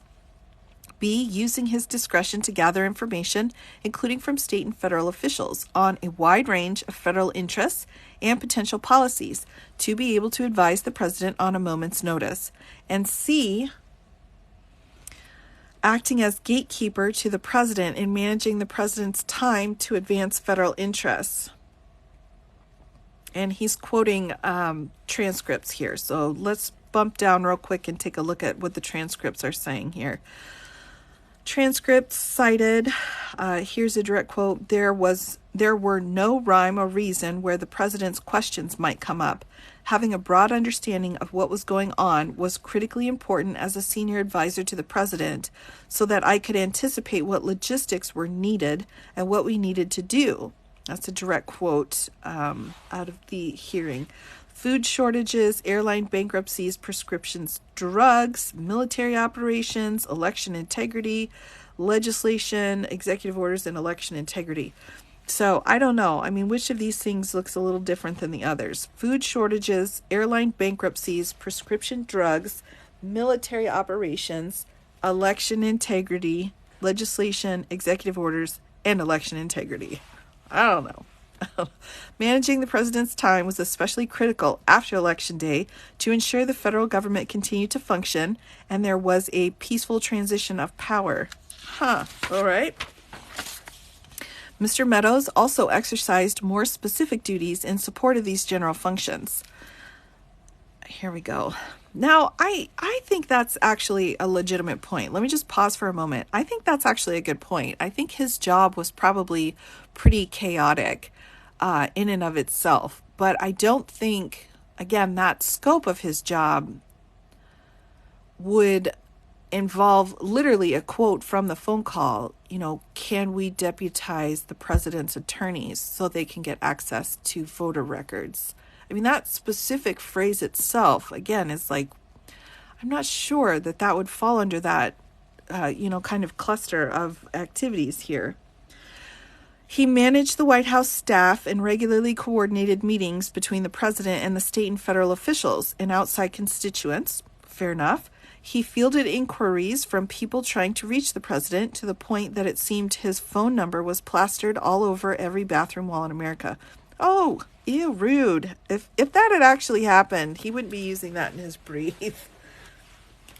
His overarching duty was to ensure that the President could effectively lead the federal government and its operations. That's fair enough. Mr. Meadows was thus on duty 24/7 and traveled with the President or set a designee at all times. And that's also fair enough. Now, even if the court were to conclude that some charged conduct falls outside Mr. Meadows' official duties, number 15, removal would be justified by finding that even one charged act was related, but the record establishes that each charged act in count 1 of the indictment, in fact, relates. Interesting. A surgeon's job is chaotic too, but they still get prosecuted for negligence. True story, Casey. That's a true story. Oh my goodness. Excellent point. Excellent point. Oh, you have some good points. All right, let's bump down here and see what 15 says because we're getting into the transcripts. So, official duties here falls outside. The court should not so conclude. What? Wait a minute. They're saying even if the court were to conclude, and then they're bumping down here and they're saying, but the court should not so conclude. The court need not and should not adjudicate Mr. Meadows' immunity defense in deciding a removal. It should determine only whether Mr. Meadows has asserted the requisite connection and a colorable defense.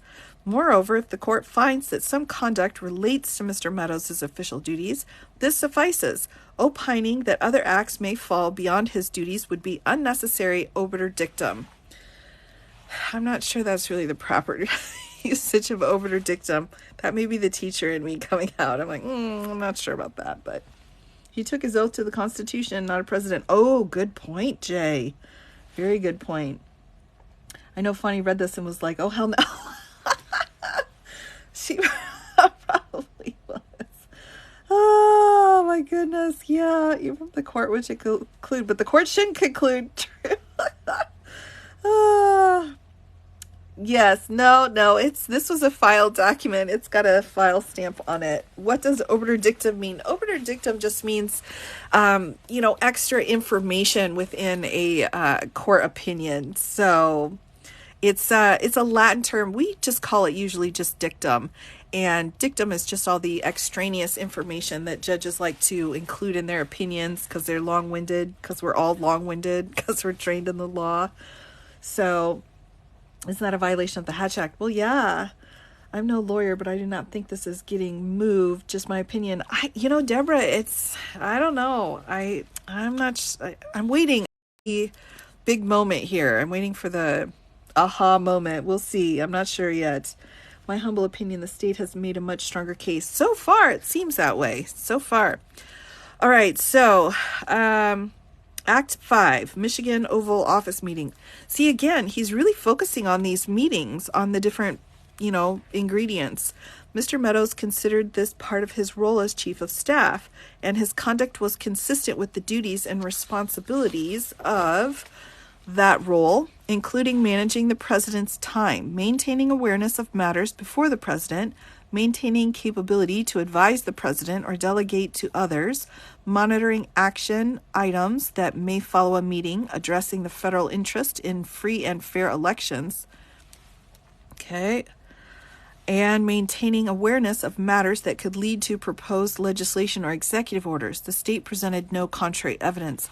So again, if we look at all of these different things, maintaining awareness on matters before the president, maintaining capability to advise the president, monitoring action items, addressing federal interest in free and fair elections. Like, to me, that sounds like a coached phrase, in my opinion. Free and fair elections. Why not just say making sure that the election was going properly, I guess, would be my question. And, there's people, right? There are people whose job it is to make sure the elections run. So why? This is a bunch of boob. So why is it the chief of staff's job to make sure that the federal interest in free and fair elections is done? Like, aren't there people for that job? Aren't there people that do that? A duty is just whatever they decide it is. Kind of feels like that. Kind of seems like that. I agree. I think it does seem that way. They have a coordinator that handles the voting for the federal government. It seems like that, right? The federal interest in that. But then, of course, and as someone just said, and the state, right? That's their job.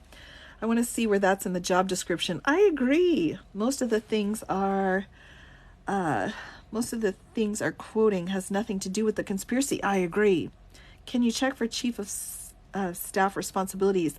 I think that's part of the problem here, is that we don't have a set of a job description. I think there's some general understandings, but he's kind of creating it himself. I think that was a really good way of saying it.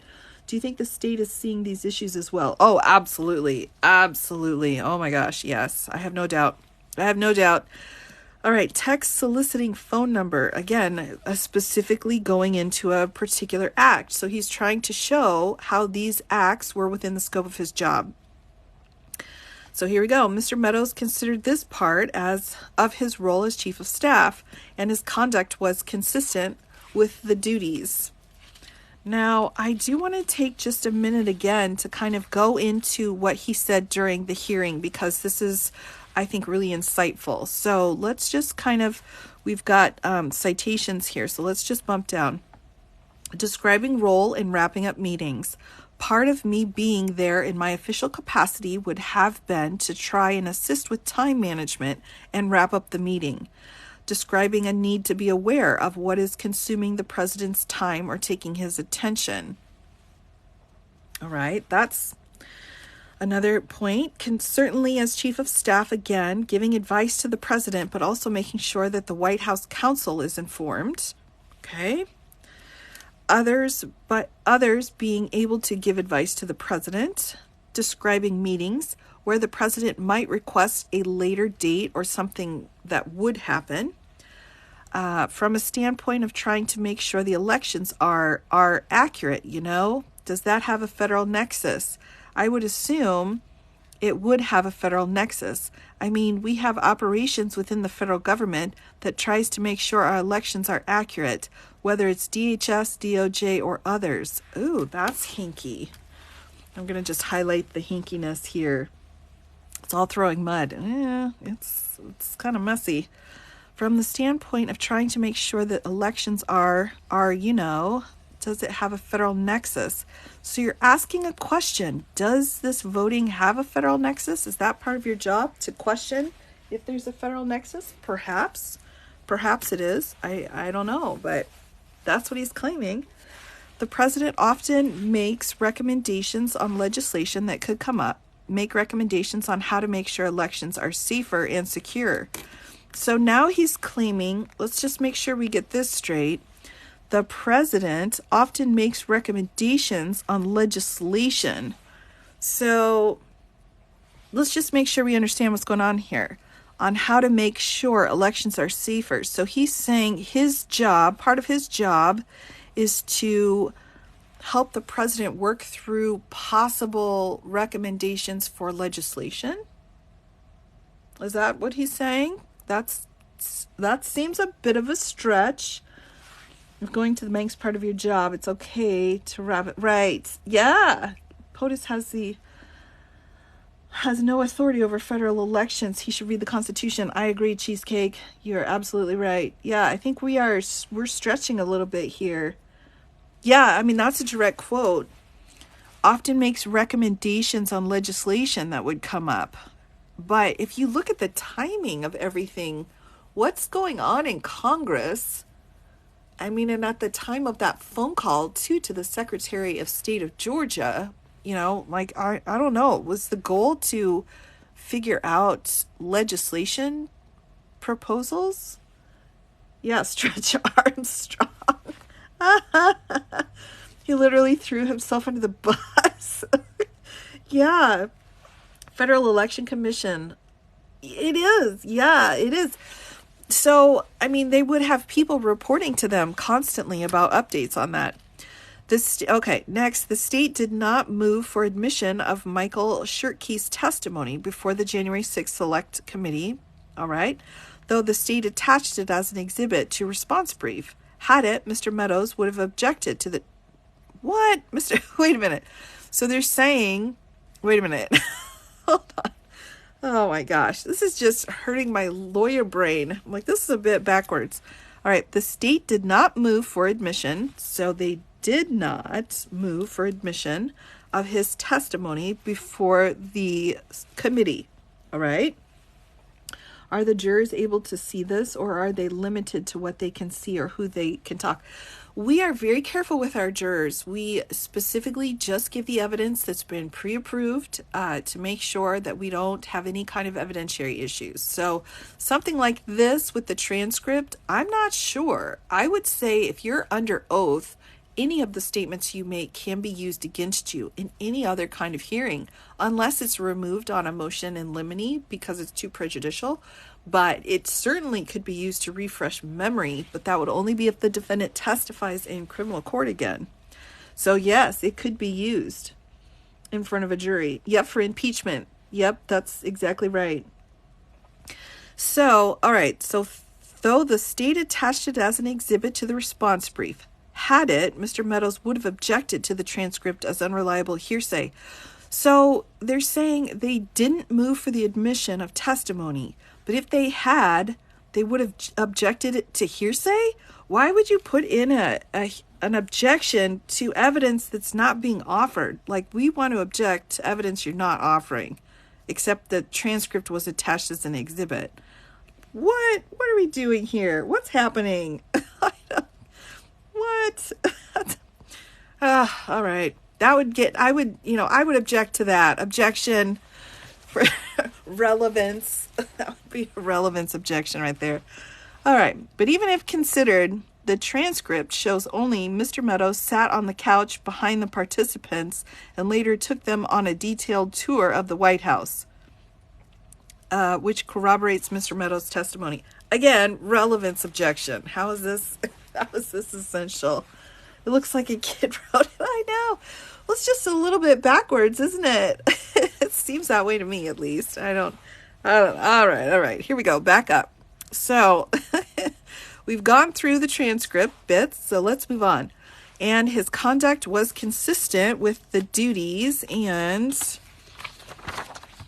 responsibilities of that role, namely gathering information and phone numbers in particular for the president.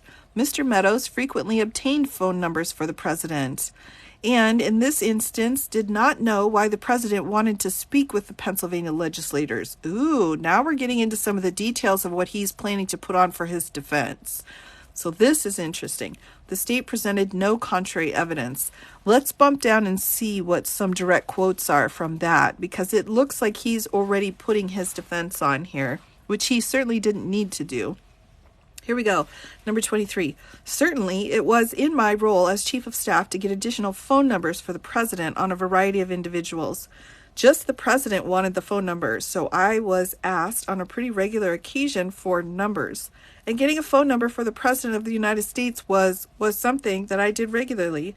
And so as chief of staff, getting numbers that was not readily available for the White House switchboard, I did on a pretty regular basis.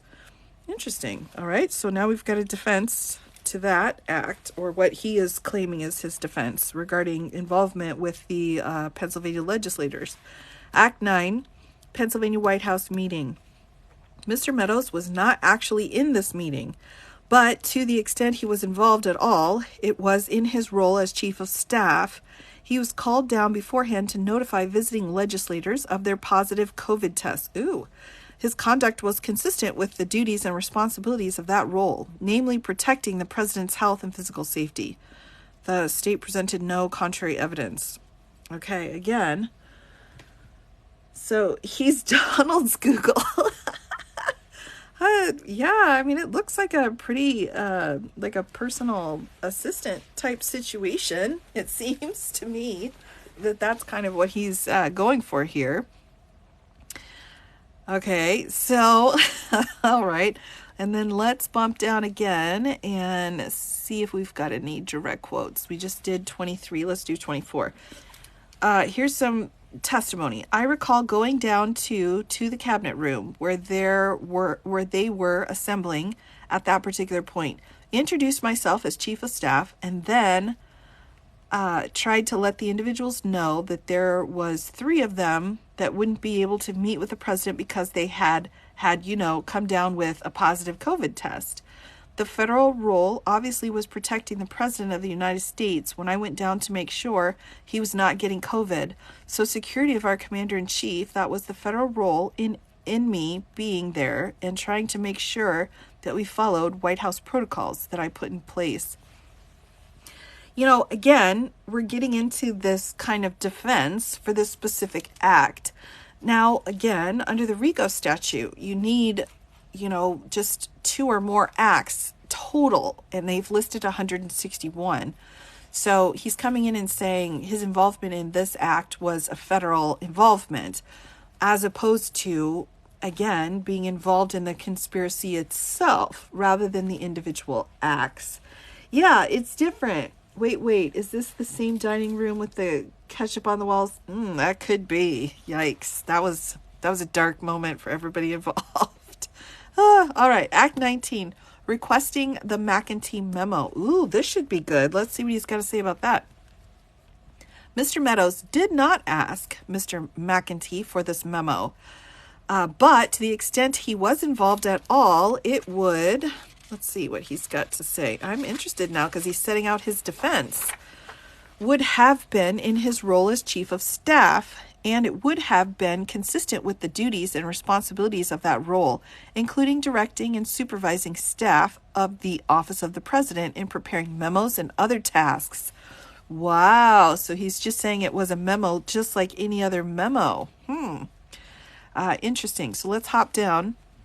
It was common for the chief of staff in his role of chief of staff to ask individuals for memos on a variety of topics, and I often did, identifying McEntee as the principal member of the White House staff responsible for personal matters. Maintaining awareness of matters before the president and advising the president on matters of federal law, including implementation of the Electoral Count Act. Oh my goodness. The state presented no contrary evidence, including no evidence that Mr. Meadows arranged or attended such a meeting, nor did the state introduce a memo prepared by Mr. McEntee. Just number 27.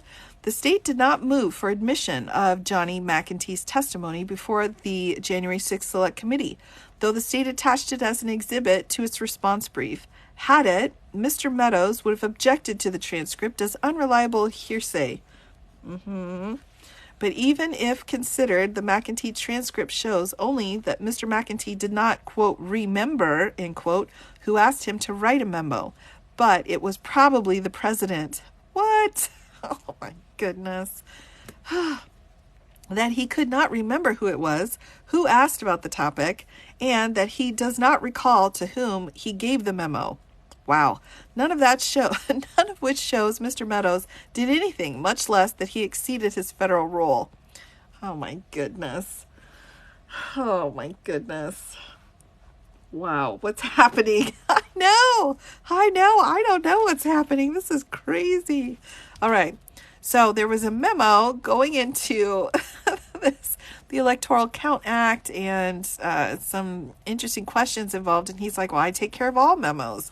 Why would this memo be any different than any of the other memos? Not only that, but the person that wrote the memo doesn't remember what they wrote, who they wrote it for, who asked them to write it. In fact, we don't even know if there was a memo because it wasn't offered into evidence. Oh my gosh.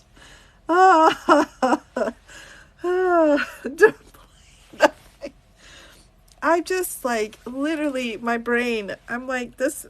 Oh my goodness. Come on, people. Oh my goodness. All right, here we go. It's a lot, people. It's a lot. All right, here we go. Act 92, because let's go through each one of the acts and set out the defense. Boop, boop, for real. Oh, hello, Greg.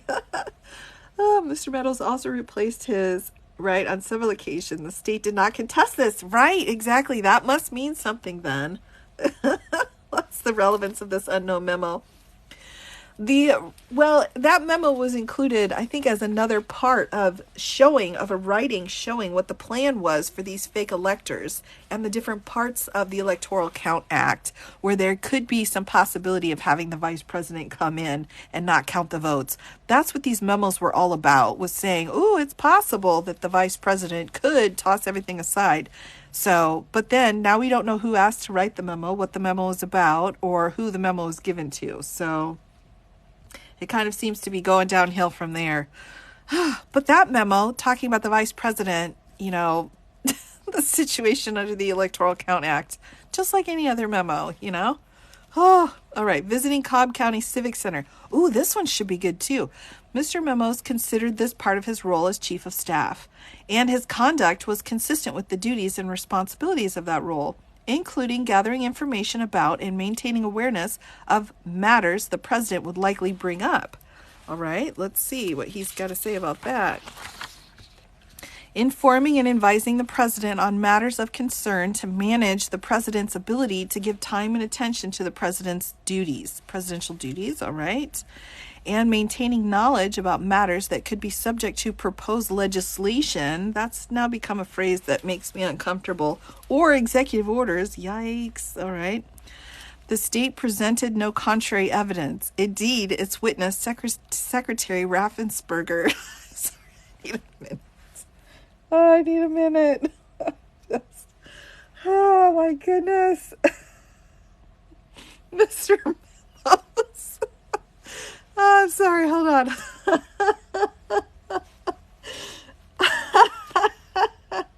I'm sorry.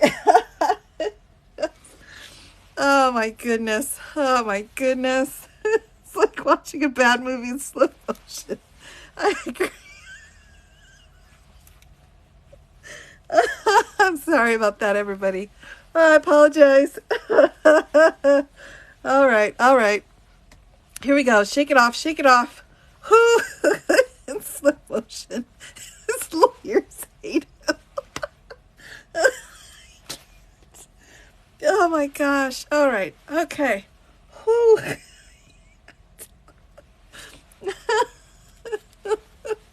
Oh, all right. Boop, boop. Here we go. Here we go. I don't remember any memos. Oh, all right. Here we go. The state presented no contrary evidence. Indeed, its witness, Secretary Raffensperger, contradicted the state's allegations and testified that Mr. Meadows did not express any objections as far as he was aware to how that audit was being conducted, and didn't ask for anything to be done differently when he visited that audit. So he was like, hey, what's going on? I've got nothing to say. I'm just here.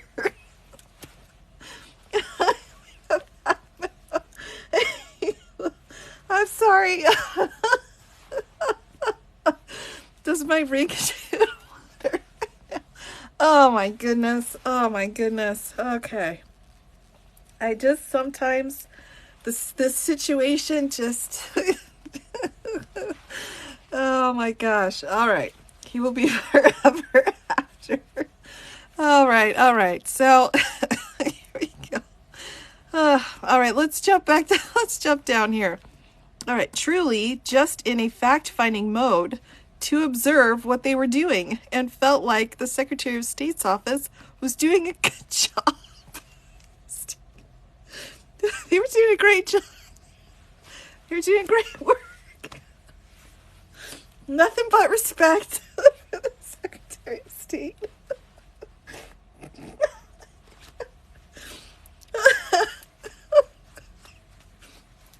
Okay. All right. No, it's okay. Sorry. Whew. All right. All right. Great. My concern was that if there was an audit procedure being done, to reiterate with the president the veracity of that audit, right? As you do. That question did come up with the president, and I was able to talk about how I felt. Like Miss Watson and the GBI had done an outstanding job in Cobb County. I'm so glad he approved of the job they were doing.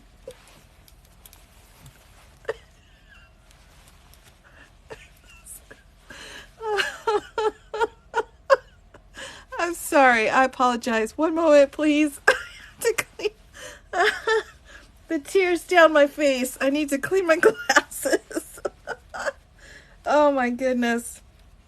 I'm just, all right. Okay. Let's keep going. Here we go. No, it's good stuff. It's good stuff. Yeah, veracity. All right. Whew. Here we go. Shaking it off. We're getting back into it. Here we go. Professional. All right. Let's make sure. Here we go. Explaining he was trying to make sure that I kept the president well informed, broadly looking to be closed, be able to work towards, a peaceful transition of power, continue to work on other issues. For me, it was being able to take an open question off the table. Okay, then. Oh, my goodness. Oh, goodness gracious. All right. Act 93.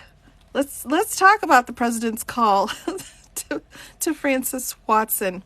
Mr. Meadows considered arranging this call part of his role as chief of staff and did not participate in the call itself. His conduct was consistent with the duties and responsibilities of that role, including arranging and staffing the president's calls and, can't leave us hanging, check the phone temperature. Oh, so far so good. Okay, meetings. So that's number 32.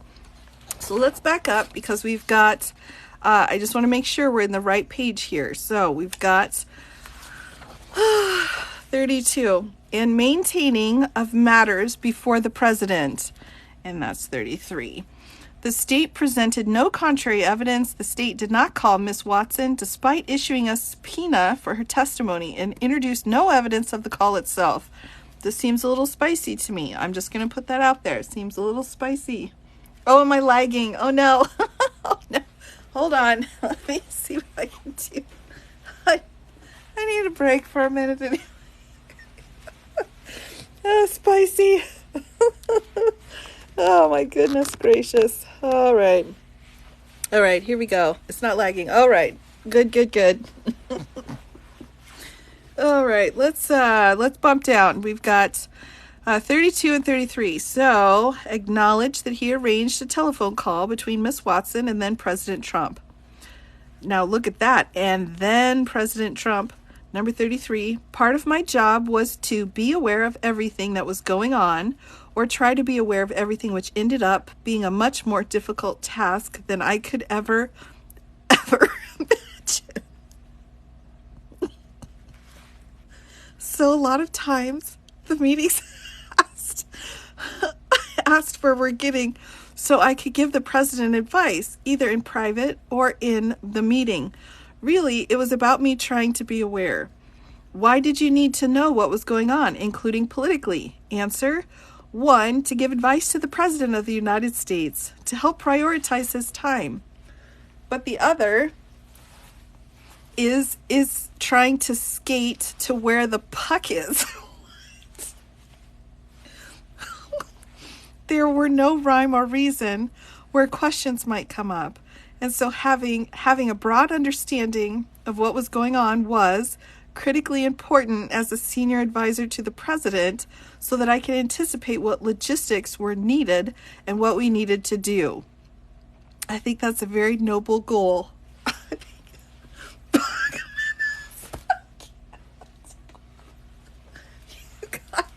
guys are killing me here with your comments. Oh my goodness gracious. All right, here we go. Here we go. All right.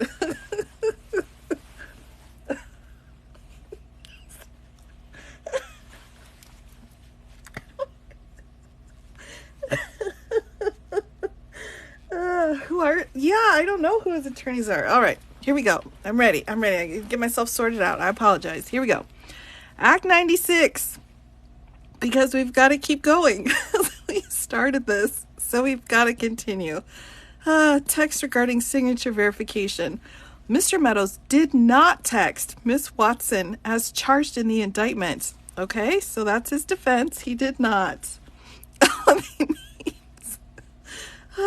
Though communicated something similar to Jordan, this fella, as part of a broader text message. Contrary to the state's characterization, the message was not a financial offer, but an inquiry about the ability to speed things up.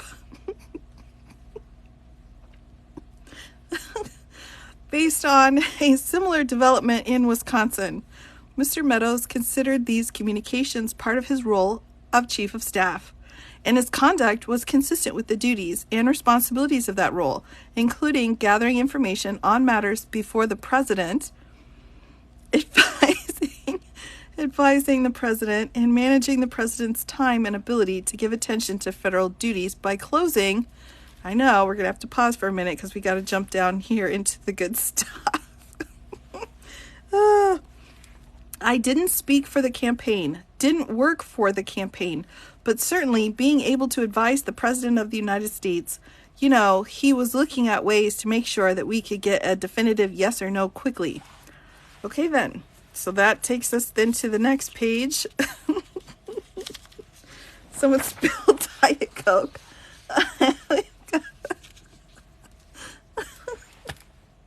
Oh my goodness. Oh my goodness. Out of matters of ongoing concern to the president, the state presented no contrary. Oh, he's on a little skateboard. No contrary evidence, did not introduce the text message in question. That seems like, they're a little salty about it. I'm just saying. All right. Next, Act 111, January 2nd. Let's talk about that phone call. Secretary Raffensperger's call. This should be good. This should be really good. All right. All right. Mr. Meadows considered this part of his role as chief of staff, and his conduct was consistent with the duties and responsibilities of that role, including maintaining awareness of matters before the president, setting up meetings between the president and state officials at the president's request. Whoa, somebody just got tossed under the bus. At the president's request, managing the president's time by addressing matters taking the president's attention,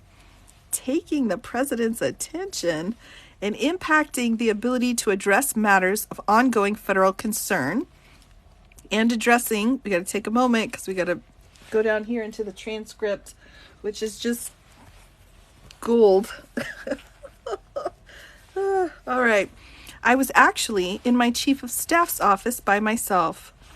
What I'm saying is I kept getting asked about it in my official duties as chief of staff of the President of the United States. I kept getting asked about Fulton County, and was there going to be a signature verification?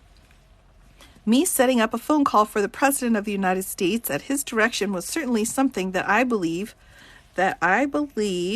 was in my duty as Chief of Staff to help facilitate. For me, it was all about trying to make sure that a number of these allegations, make sure we've got those issues dealt with, and be able to finish up the things that we had in 60 days, have a peaceful transfer of power, make sure that we got all of that done. And if I knew the allegations were not true, it was much easier for me to speak with authority with the president. Well, that's important, to be able to speak with authority. Got to have that. That's key. At least we've got something here that hopefully we can agree upon. Let's get this particular issue off the table. Hopefully get the attorneys together where they can talk about it, and use that as an opportunity to close out the call. I felt like if we could get both groups together where the attorneys were talking to each other, that they would be able to look at the veracity of some of the claims and make a determination as to whether they were valid or not valid. The funniest part of this is the best defense they could come up with. Oh, it's a lot. Yeah, it's a lot. It's a lot of bologna sandwiches. What it is bologna sandwiches. And make a determination as to whether they were valid or not valid, and hopefully get this off the president's concern list. That concern list is probably pretty long. And as we look to continue on towards January 20th, what ultimately would happen? There were a number of issues that continued to get raised in the White House. Questions of whether allegations of fraud, but I also had a timeline in terms of getting things done. And those, so long as they were open questions, would not allow us to continue with the transition. Interesting. Yeah, it seems like the court cases would have said something, but, it's hard to figure out where everyone's head's at here. The federal interest in free and fair elections. Whoa, we got to go back. We got to go back and make sure we get that full line.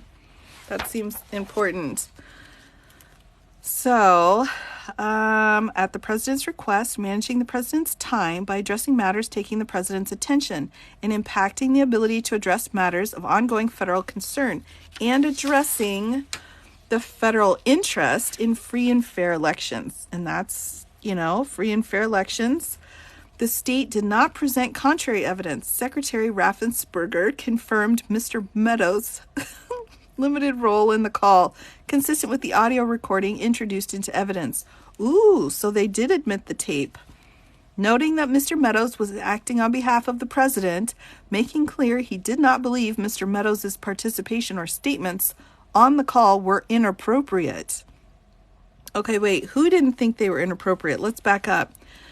Okay, noting that Secretary Raffensperger confirmed Mr. Meadows' limited role in the call, noting Mr. Meadows was acting on behalf of the president, making clear he did not believe Mr. Meadows' participation or statements on the call were inappropriate. All right, so that's from testimony from the Secretary of State, and acknowledging Mr. Meadows did not make any requests to change vote totals. Well, that's a very specific acknowledgement right there. Or make allegations of voter fraud. Also very specific. All right, thus based on the notice of removal, and the record before the court, each one of these charged acts has a sufficient connection to Mr. Meadows' official duties to support removal. But based on the black letter law outlined above, the court need not reach that conclusion to permit removal. If the court finds that any charged conduct relates to Mr. Meadows' official duties, that is the end of the inquiry. Removal must be permitted. The court should promptly permit removal and so notify the state court. Now again, and that's the end. That's the end of the brief. I guess there's no conclusion. Where's his conclusion? Hold on. Did I miss it? Did I miss the conclusion? No, I didn't. I mean, we're in order here. I'm just, because this one's got a conclusion. This one, there's no conclusion. There's just, oh my goodness. There's just a certificate of service. All right, fair enough. To each their own. All right, so again, this is the order setting out that they need to set briefs. All right, so there we go. So we've got the two briefs. So what are your thoughts? Who's got the stronger opinion here? Who's got the stronger evidence? The state or the defendant here? The defendant is making the argument that he's got defenses for all of the acts versus the state that's saying we're charging a different crime than what you're talking about. That's not fair. That's not fair. These are the acts. Let's just take a moment here. Oh my goodness. I just don't even know what to say about this brief at this point. It's a bit frustrating. It's a bit uncertain. Let's just get the language out here so we can see it. So we've got the brief on the defendant's behalf here, and then we've got the state. Whose feels stronger? Whose case do you think is stronger here? I'm interested to hear what everyone thinks. I've got my own thoughts, but the state, the tie goes to the runner. The runner's the defendant. Okay, fair enough. Yeah, all right. I can respect that. Sure. Let me just make sure I've got these two set out properly. All right, we've got the state here, and then we've got the defendant's brief. The state. No, yeah, nobody has said they didn't do it. Yeah, no, there's none of that. There's nobody saying, I'm looking for the poll. Take the poll. Oh, yes. Nobody's saying they didn't do it. They're just saying, well, he's saying I should be in federal court. And, it's still the same law. It's still the same DA. So you still have the same issues that you have in state court. You're just in federal court. State, 98% to 1. Okay. Once you vote, the poll disappears. Okay, I was wondering about that. All right, so overwhelmingly the state. It seems like she is really focused on this idea of a conspiracy and what the conspiracy piece means under RICO. Meanwhile, he's really focused on each one of the acts and what his defense is to the act, stating, first of all, I had to do it. It was in my job description. And second of all, my job description was as a federal employee, so I should be able to have this in federal court. Right. Click on the, okay.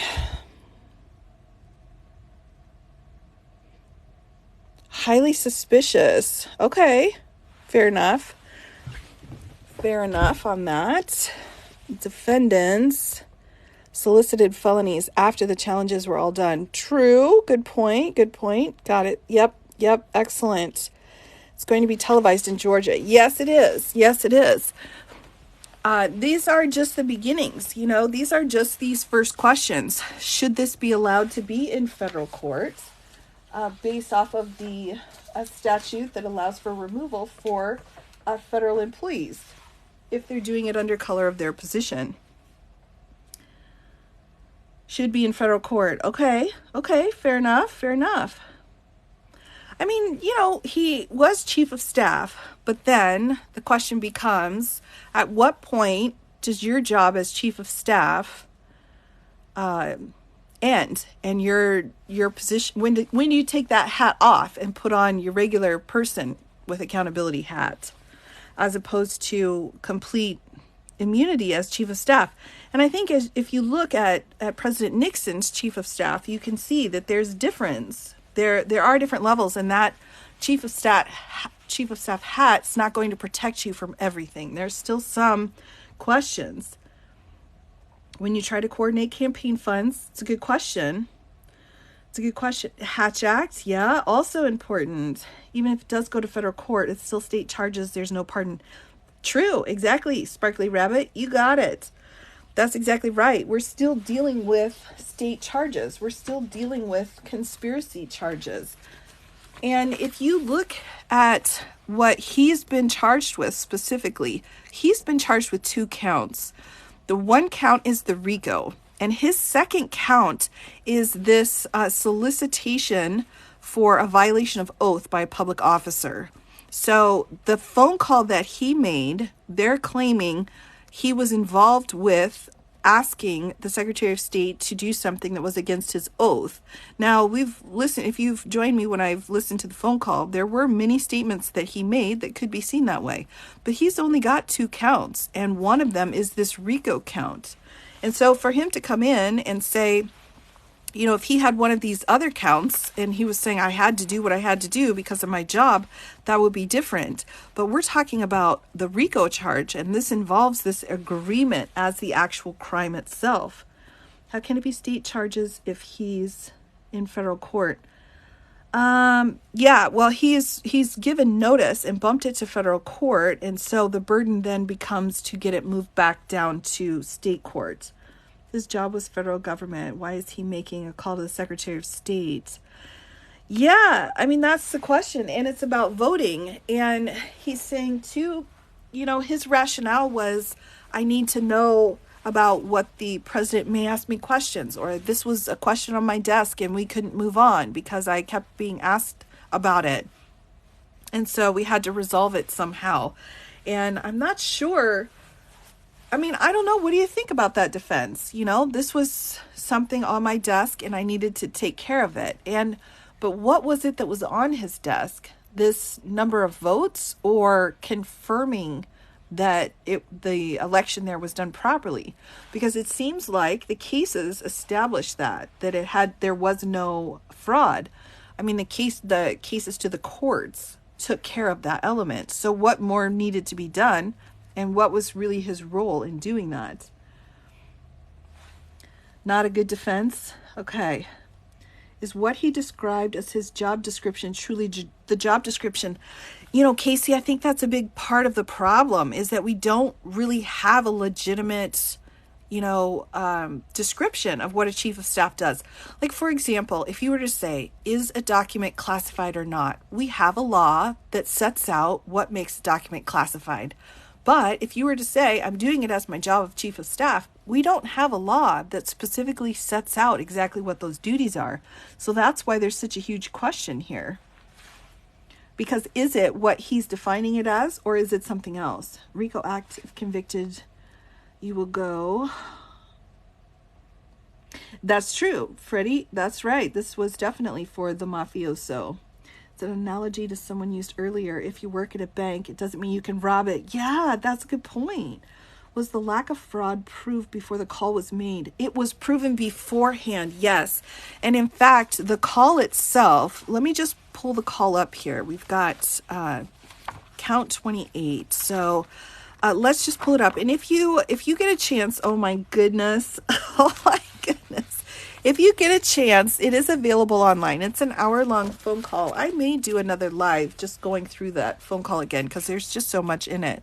But if you look, what happened here in this phone call, when they're talking, is that the Secretary of State is saying, hey, repeatedly, we had everybody looking into this. There were no grounds. And we had another person, Ryan Germany, I think his last name was. And he's like, we don't have any grounds. There's no grounds.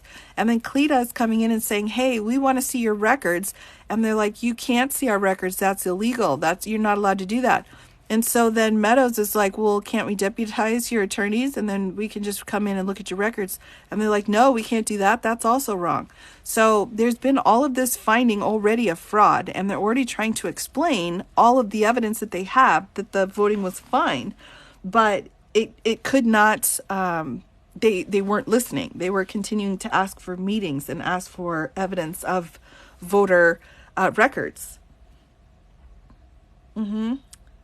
Yeah, Cleta had an interesting role in this phone call, and, she's not named in this indictment. All federal positions have job descriptions. True, but I think there is some wiggle room when you put in kind of this assistant to the president title to it, which Meadows set out. He's like, not only was I chief of staff, but I was the assistant to the president. The state establishing conspiracy in their state opens the door to voter count fraud.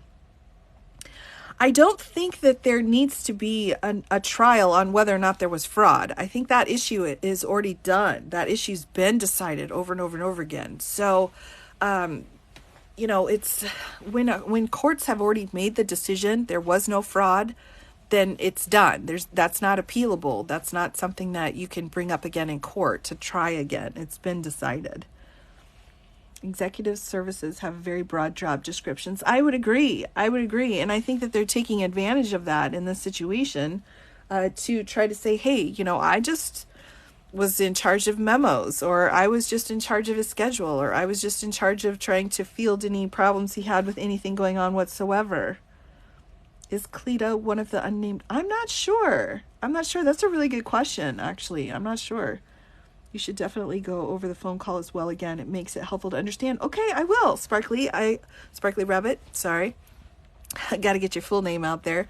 But yeah, I think I will schedule to do that call again. That I thought was really helpful to go through and really pull out the different pieces of evidence in that. Chief of Staff and Coffee Boy. It seems like it. Is that? Yeah, it kind of seems like it based off of what he's saying in his testimony. Can we use previous actions of secretaries of states? I'm not sure. Do you mean previous actions of chief of staffs to see that, like, what were their job descriptions? What were their duties? We could. I think so. I think it could be helpful. Mark memos will be denied his motion. Stays in state court. Could very well be. Oh my goodness. When they were supposed to have integrity. Oh, I know. Chief memos and the buck. Oh my gosh. You all are just hilarious. Wait. I just got the poll results. 95%. Oh my gosh. Okay. 95 for the state. Oh, excellent. Love that. I see where everyone's at here. Let me just make sure I'm back in frame again. All right. So, let's see. How long do you think the court is going to let the defense side waste court's time with all the BS? Probably a lot. I mean, that's one of the things that, you've got to ensure that due process, and both sides, no matter how frustrating it is, you still have to kind of deal with that situation. I mean, I don't think they're doing anything outside of their scope or anything that's in bad faith. I think it's just one of those, like, your eyes are going to get hurt from rolling so much in the situation. Can you sum up the call real quick? Sure, sure. So the phone call that was made, it was an hour-long phone call, and Meadows opened by getting everyone on the line together. And basically, the entire phone call was just this idea of finding 11,779 votes or 11,780 votes.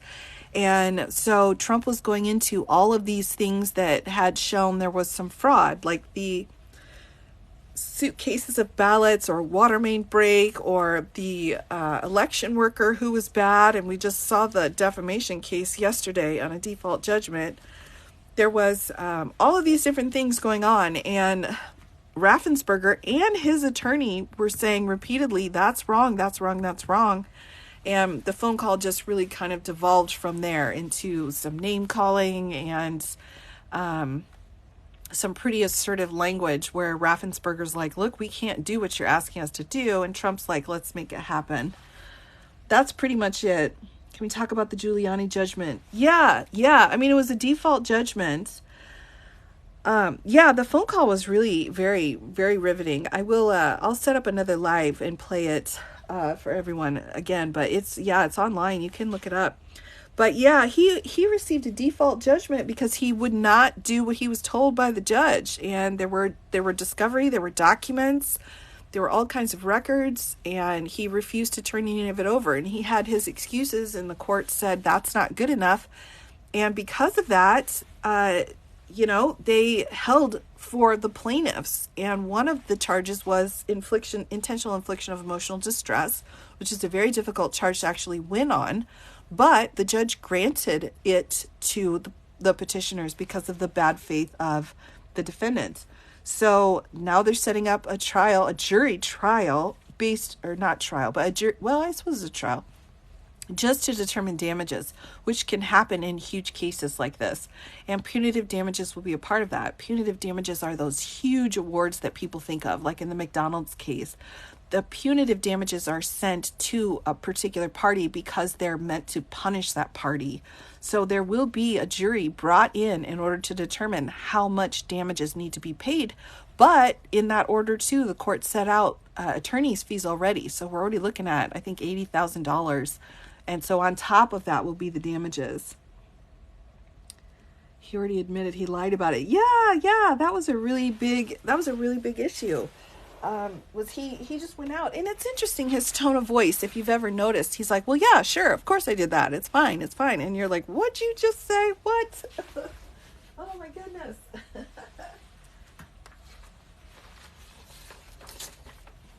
Okay, so for anyone who is interested, let me just put this up. This is the order that came down yesterday. And again, it's a default judgment, which means we were supposed to have a trial.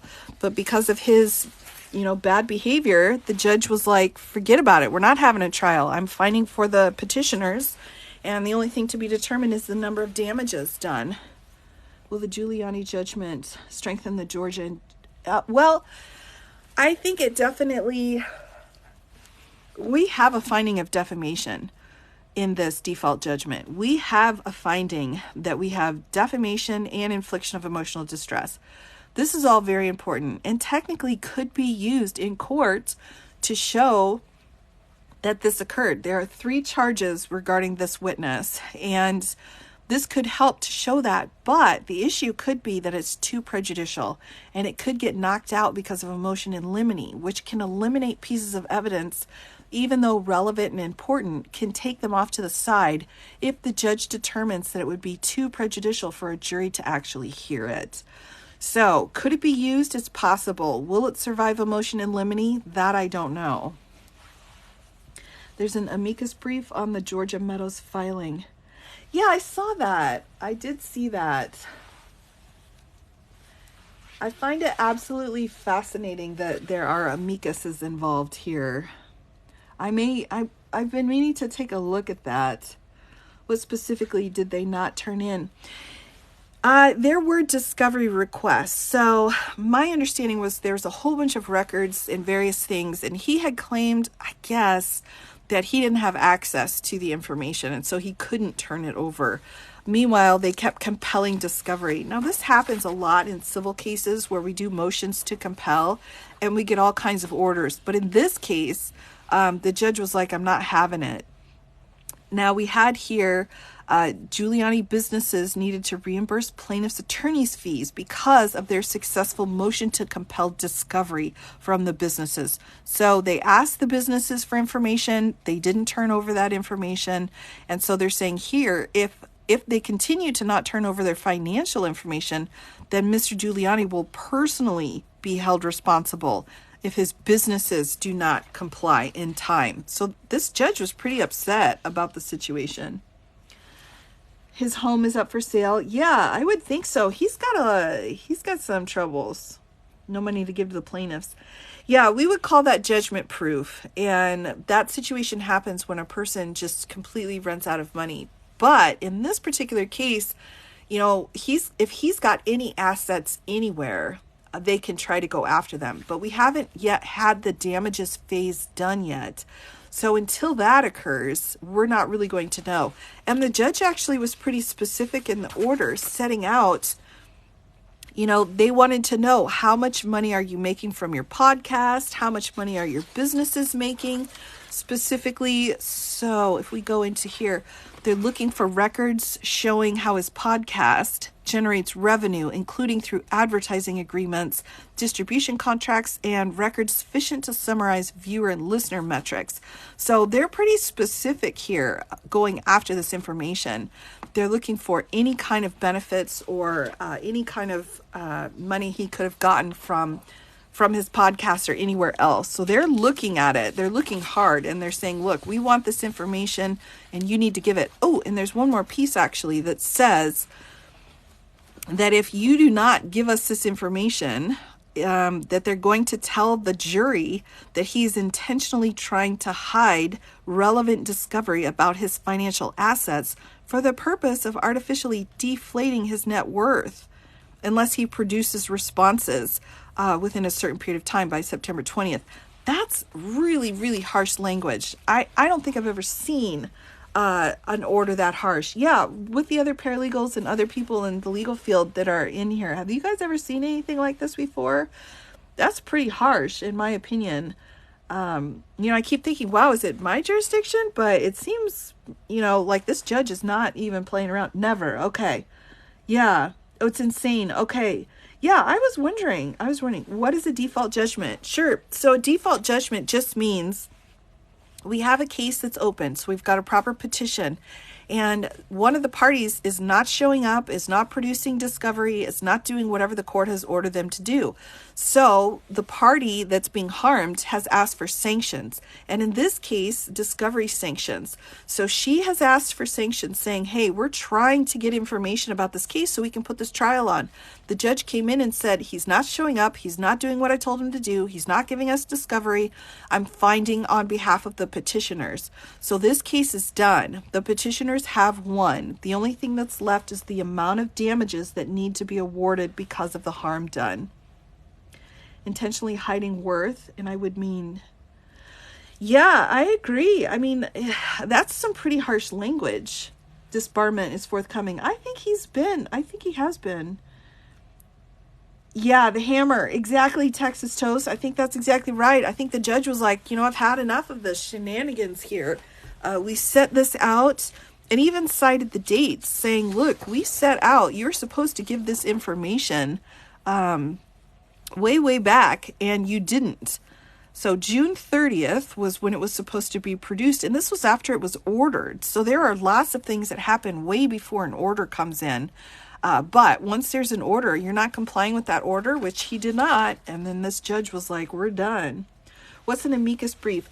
Amicus curiae or amicus is usually, we call that a friend of a court, a friend of the court. And that means someone with specialized knowledge of a particular legal issue going on in a case can write a brief up and submit it to the court so that the judge can kind of educate themselves on these specialty issues. A lot of times amicus briefs will have one set of experts saying, well, this is how the law works, and then another set saying, nope, it's not. So the judge has to look through and determine which brief is more credible. For example, in the Dobbs case, I think there were over 200 amicus briefs. So it typically is much more in a higher appellate court situation. In fact, I am surprised that there were amicus briefs in this Georgia case because it is a state case on the one hand. On the other hand, not surprised because it's such a huge case of historical importance. So it makes sense that they would have, I guess, extra people kind of hovering around willing to give their opinion on how things are supposed to work. What about Georgia election fraud? Yeah, there was none. The courts found that there was no fraud. No fraud. Yeah, Rudy's been disbarred. Okay. I thought he was disbarred in New York, but I think he's also been licensed in DC, I think. And I think that he was also disbarred there. Yeah, congrats to Freeman. I agree. And she's the only one named on this order, but there was another woman too that came in on this petition with them. And their petition, actually, I've not read it because it's just really heartbreaking. It's really, really sad what these women have gone through because of this situation and how their lives have been completely destroyed. He's suspended in DC. Yeah, I think so. Her daughter. Okay. He lost all of his licenses. Okay, that makes sense. This is going to be historical important. I agree. I mean, we've got this situation that we all just wish would just not have happened. But now that we're here, it's like, what are we going to do? How are we going to take care of it? How are we going to make sure it doesn't happen again? Part of that was kind of tightening up that language that was in the electoral act. And so some of that language got tightened up. Did it need to be tightened? No, but it was a fair response. So I think that was appropriate. I think we're all just kind of doing what needs to be done in order to make ourselves feel a little bit better about the situation, which was awful. Can't imagine that. Prayer for the women. Yeah, I agree. Absolutely disgust. Oh yeah. Oh, First Amendment. Absolutely. It was just, if you see her, she did some testifying. I can't remember. I think it was for the January 6th hearings, I believe. I can't remember where it was that she was recorded, but you can actually see her testifying under oath, and it's really heartbreaking. 2 times for SCOTUS. Ugh. Yikes. Washington. Okay. Washington, D.C. still pending. Okay. Got it. I wasn't sure. I wasn't sure if it had gone through or not, but yeah, I mean, it's tough. If any of these attorneys make it through with their licenses, I would be completely shocked. Absolutely. Okay. It was January 6th. Okay. I had seen her testifying. I just wasn't sure where it was, that she was. Yeah, it's sad. Oh, the deposition. Okay. Yo, he was disbarred in New York. Very good. This makes Nixon look like a kitten. Well, and isn't that saying something? Because Mr. Nixon, or President Nixon, he was something else. That man was something else. And I think, too, one of the things that got me when I was watching the Roger Stone documentary, pieces of it, because I couldn't watch all of it yet, was there was a sticker on his computer that said, "What would Nixon do?" And I was like, oh my goodness. No. No, that's not how that's supposed to be. Oh, the tattoo. Yes. The testimony was heartbreaking. It really was. Can they practice in other states if disbarred? They would have to go through the process of getting licensed in other states. The only way to do that is by taking the bar exam, but then you have to show that you are in good standing. There's actually a search that's done before you can sit for the bar where you have to get pre-approved. So they look at your criminal history, they look at your ethics, so to speak, your behavior before they approve you to sit for the bar. And then you can sit for the bar and you can take it, and then you can be sworn in. But I doubt they would pass that. And then the second one is you can ask on a motion. So you can get a special request to go to a court and say, hey, I'd like to practice in your state. I've been practicing for 20 years. I'm in good standing. But if you're disbarred, you're not in good standing. So that would be very difficult. How do you determine if someone's lies are protected and some are considered defamation? Um, so defamation is where someone's been harmed. So if you're telling lies and someone is harmed, then that's when you go forward on defamation. Yeah, it's the harm. It's the harm level involved. Like if someone's just saying, like something like, your mom is a bad person, and you're like, okay, whatever, and it doesn't really hurt you, then whatever, it's just free speech, so to speak, I guess, if I'm the government. But if you say your mom's a bad person and then it like stresses your mom out so much she has some kind of a medical emergency based off of that, there could be some different kinds of scenarios involved, but there's a harm then that's been done based off of the false statement. They were harmed tremendously, Daisy. They really were. This is really textbook defamation. Textbook. The world must think we Americans have lost our minds when it comes to the POTUS. It seems like, and I'm very lucky and very thankful to be able to have lovely people in my world from around the world. And honestly, I think we're not the only place that's got crazy business going on, I guess is how I would put it. Like, yeah, we've got some crazy stuff going on, but there's some crazy stuff going on in the rest of the world too. And so I think a lot of people are more concerned with like what's going on in their world. Like ours is like, oh, they're so ridiculous over there, but then they're trying to get through the day and survive in their own place, if that makes sense. Yeah, I think so. Uh, I think so. He's temporarily suspended from practicing in DC pending disbarment. Okay, good to know. I think the rest of the world recognized how we got stuck with him. Yeah. Too, and the UK's got some words to say about Boris, honestly. Don't talk like that about my mama. I know, right? I know. That can be... People are really particular about that. One of the leaders was sentenced to 17 years. Yes, he was. That was a pretty big day, and it sounds like he was pretty emotional during that sentencing too. So I still don't understand how lies are protected under free speech. Well, it just depends. It depends on what the lies are, and anytime you've got a First Amendment question, you're going to be asking, what's the law that is in place that you've been charged with for violating? And you can say, well, I was practicing my free speech, so I shouldn't have been charged. The other is it a content issue? So we've got to look and see if the law is being too broad or if it's unconstitutional. That's the key to a First Amendment case. Now, New York Times versus Sullivan set out defamation, and that was a freedom of the press case. There was a question, like, can the press publish something like this if they knowingly believe that it's false and they publish it anyway? Now, in that situation, they're like, they didn't know. And they were harmless errors anyway that were published in New York Times versus Sullivan. But that became a public figure kind of question. Also, you can look at the Mr. Flint's case. I guess I'll use that term. He also had a First Amendment case when it came to a particular advertisement that he made about a particular religious person in the community with some disparaging comments in it. So would that be okay to publish in a magazine? And, those kinds of questions really need to be asked and to figure out what law has been violated. But defamation is a whole doctrine. It's an important doctrine set out, and New York Times versus Sullivan's the key to it. I finished Friends. I think we're a dumpster fire. Could be. Finland's got their own. Finland's got some stuff going on. But yeah, I think, dumpster fire sometimes. Sure.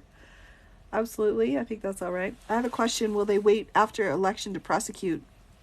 For what? We're already prosecuting. I'm not sure what you mean. Like, we've already got four grand jury indictments. So I'm not, I'm sorry. I'm not sure what you mean. We've got New York, we've got Florida, we've got DC, grand jury indictments, and then we've got Georgia. So the prosecution's already happening. Yeah, and the question is too, like, when would have been a better time? Should we have waited until after the election to bring the charges? And what about statute of limitations too? We're kind of, in a bit of a bind on that. I'm curious, did you hear about what happened in Kansas with the local newspaper? Um, so I don't know. I keep getting it mixed up because there was one case where police came in to a woman's home and upset her, and then she, I think, passed away because of it. And then there's another case where they went in and did a search of like a newspaper's editor's home, and they found there was no probable cause to do the search. Is that correct? That's California. That's the same case. That's the same case. Okay. Was it Oklahoma? The older woman owned the paper. Oh, okay. Oh, wow. Same case. Good. Okay, I wasn't sure. I have so many cases in my head. Okay, so that's awful. That's totally awful. And when you've got, it's tough because when you have a search that is not based off of probable cause and you don't have an appropriate warrant to go in, you have to measure what the harm was that was done. And in that particular case, a Fourth Amendment violation is a civil rights violation. So that's where you get your 1982 action or 1983 action. Is that right? 83? It's getting late, people. But that's your civil rights violation. So that's what the suit would need to be in order to hold them accountable. If this was some kind of a case where they actually found evidence, the evidence would be excluded under the exclusionary rule. But here, the only remedy would be a lawsuit against them for violating that Fourth Amendment right, and then the damage and the harm that was done because of it. Yeah. And, they can claim that there was some kind of a qualified immunity. They're going to say, hey, we were just trying to do our jobs and we went in and searched, we had information. But when it comes to search warrants, if you're doing a search and your warrant doesn't have probable cause, they look at it automatically as per se a constitutional violation because they're wanting the presumption to be on getting that warrant. So in this particular case, I don't know all the specific details, but if they went in and they did not have probable cause, that qualified immunity may not attach for them. Personal vendetta carried out by the sheriff's office. Ooh, yikes. The search was illegal. Yeah, it is absolutely possible to go forward. Qualified immunity may not attach in this situation. Had a heart attack, mother of the man who owned the paper. Okay, I wasn't sure. It seemed to me like they were together. And we've got police corruption. Yeah. I mean, you definitely, if you don't, searches in the Fourth Amendment are one of the most frequently, if not the number one, frequently litigated constitutional law violations. And so in this case, there's going to be law set out on what happens if you go in and do a search without probable cause. But in this case, again, we've got such huge loss, the damages done because of this constitutional violation. So it's a really sad situation. Very sad. Took her son's electronics. Yeah. And sometimes too, we sometimes get questions. We call them in some situations like the eggshell victim, and which means that perhaps they were predisposed to the kind of physical harm they sustained, but that's never an appropriate excuse. So it doesn't really matter, how she was before they entered the home. The fact that she was harmed after they entered the home, that's kind of like you take your clients as you find them situation. And I think I've heard some discussion about that as well, based off of her preconceived or her conditions already. I have no idea what y'all are talking about. Oh, S-Bear. Yeah, no, police went into this person's home to try to find some information and did it in such a way that was, looks like it was pretty illegal. It didn't have probable cause, and she was so upset, she passed away. She had a heart attack and passed away, the woman that was in the home. So they're looking for evidence, didn't find any. The police are alleged to be corrupt and went in, searched the house, and she was harmed because of it. Yeah, small town newspaper. Probable cause, how does that become valid? Probable cause is what you need in order to get a warrant. So you take your information, your affidavits, your sworn affidavits by police, typically, that there is a level of evidence to believe a particular thing can be found in a particular place. And so you take that into your magistrate, then your magistrate sets out the warrant. but that's the level of evidence required. It's the same as what's required for an indictment is probable cause in order to get a warrant. I do have people who use Alexa smartware to call 911. Really? That's interesting. It was Kansas. Okay, was it? I was wondering about that. The paper was also investigating the sheriff. Yeah, that doesn't help at all, does it? That's awful. That's so awful. That's a terrible situation. Oh, beautiful. Oh, thank you. Yeah, I've got tonight. I'm sometimes I don't know. I should maybe make a poll on which ring to wear.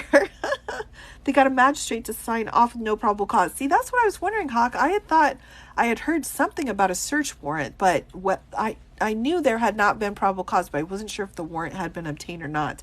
Wow. So that even the plot thickens with that. Love all the rings. Oh, thanks. Oh my gosh. Really? Free call for fault. Really? That's really interesting. Mixed metal. Yes. I heard they went in because of the tipster who gave the info. Yeah, that's very interesting. I'll have to look further into the case. But we've got a lot of case law actually on what to do if they get a tip and how much an informant's tip can be in the level of probable cause needed in order to do a search. So it'll be very interesting. Very interesting to see what happens with that. The ring should win hands down. Oh, thanks. Thank you. Oh my gosh. Yes. I think this might be my Thursday ring. I've been on several times. I'm typically on Mondays and Thursdays. But I do have a few bonus ones in between. But tonight I was like, yeah, I think I'm going to just go with my, this is one, it's my favorite. I don't know if you can tell or not, but it is my favorite. I like a little sparkly, sparkly in my world. Oh, ex-government politics professor. Oh, no, I've never taught politics. Oh, no. Or government, actually. Nope, I've only taught law. That's it. Oh, tourmaline. Yes, I know the tourmaline. I still need to look around for that. Love the silver and amber. Very cool. Oh, thank you so much. Thank you. Did you do a poll on Meadows? Yes, on whether or not the States was stronger. And I think it came out at, wait, what was it? 95% of people voted. A peridot ring. Oh, I think I do actually. I should wear that. You know anything about family law? A little bit. I practice in family law here and there. I've done several cases, had many clients, but I don't teach it. That's not one of the areas that I teach. It's a pretty difficult area. Gotta go. Tonight was great. Thanks for coming. I appreciate it. I appreciate it. You take the joy from hatred. Well, I take the joy from wherever I can get it. I'm all about that. I'm all about that life. Do you teach constitutional law? That is one of my top subjects. That's actually the first class I started teaching was constitutional law. So yes. Oh, star sapphire. I love that. Oh, I love star sapphires. Those are gorgeous. It is difficult. It really is. Yeah, family law is one of those areas that's absolutely, yeah, it is. It's a beast. It's a beast for sure. But yeah, constitutional law and criminal law were my first topics, first subjects that I would teach for. And I did do intro to criminal justice, interviewing and interrogation. I taught that for years. That was a lot of fun to teach that class. And then evidence and torts and litigation I did. But evidence was probably my favorite. That was really the area I spent a lot of time on. Need to be contributing legal analysis. Oh, I don't know about that. I don't know. I'm pretty happy in my little corner. My little corner of the world.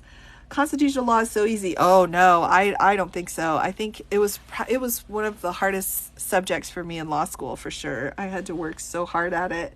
I think that's why I enjoy it so much now, is because I put so much time into it. As an attorney or the officer of the court or true representative of your client, You have to be both. You have to be both ethically. I took an oath. I am an officer of the court. Absolutely. I took an oath. But I also have a ethical violation to zealously advocate for my client. Now, for me, the Constitution will always come first. Always, always, always, always. It doesn't matter what's going on in the world. The Constitution always comes first. And that's the oath that I took. But when it comes to my clients, I will zealously advocate for them. But I'm also very lucky to be able to be very, very picky about who my clients are. So I'm very lucky in that respect.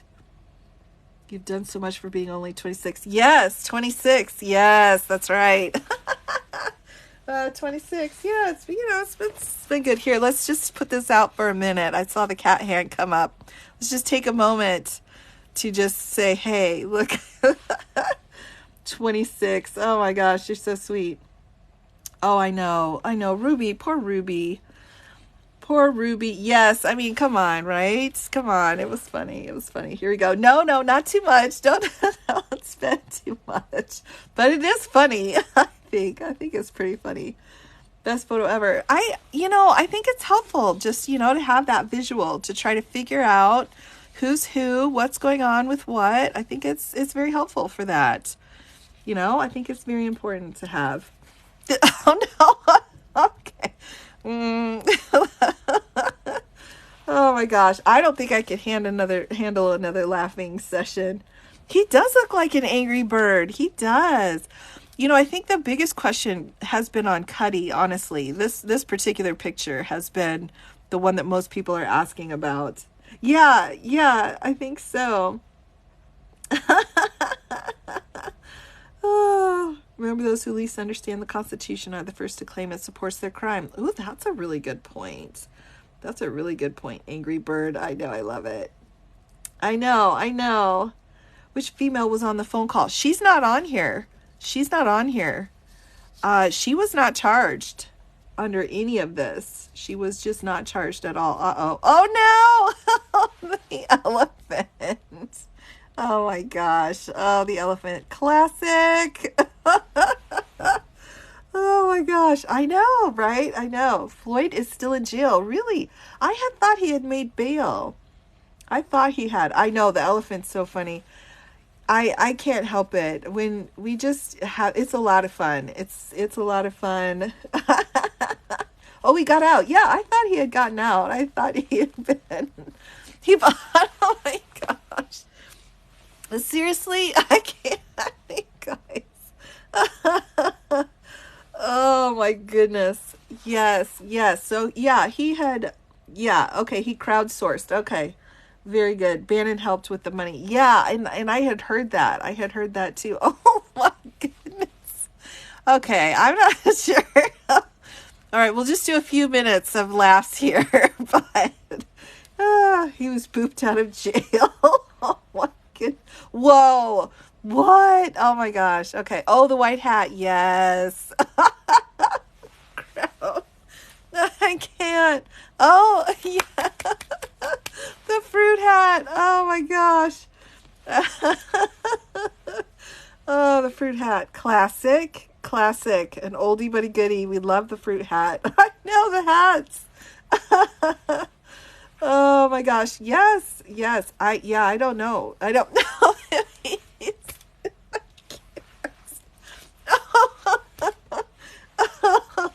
Oh my gosh. Oh my goodness. Yeah, the flower one was really good. The flower one's really good. I don't know. They're all pretty good. I think. Oh, we got the crowd going. Oh my gosh. If someone pleads. Do they have to stick with the plea? I think once you make the plea, it's only official after the judge agrees. So you can't take it back after you've agreed to it and the judge has issued the order. Really, up until the point until the judge agrees, you can still change it. It can definitely be withdrawn and changed and so on. But after the judge issues it, you're good. Oh, my goodness. The elephant. I'm telling you, the elephant one is just, oh my God. Let me see if I can. Oh my goodness. Oh, thank you for for all of the lovely gifts. That's so sweet and hilarious. We love the hilarity. The elephant really is it's something special. I think it's a little something special. I think. Oh my goodness. Oh, oh my goodness gracious. What was I talking about? I can't remember now. Oh, it was something very important. Sorry, whoever question that was. Oh my gosh. Oh, yeah, the cowboy one was really good. My easy listening on the drive home. Oh, thanks, Eddie. That's so sweet. That's so sweet to say. Yeah, yeah. Oh, poor Floyd. Yeah, there's a lot. There's a lot going on. How many do you think will take deals? Well, I think if you can get a deal in this situation, go for it. I mean, my goodness, this is a really tough situation. You're really going to want, I wouldn't even hesitate. I'd be like, I'm first. I'm first. I would be the absolute first person to, oh, the night was funny. But I'd be the first person in line to be like, okay, what do you got for me? What do you need me to do? And where do I need to go and do it? I'm done. Here you go. Take everything. Take everything I can possibly give you. Please, please help me. Is what I would do, in my opinion. But yeah, I think they'll be coming. I think they will definitely be coming. The clergy dude will plead out. Yeah, and that's this guy down here, Mr. Lee.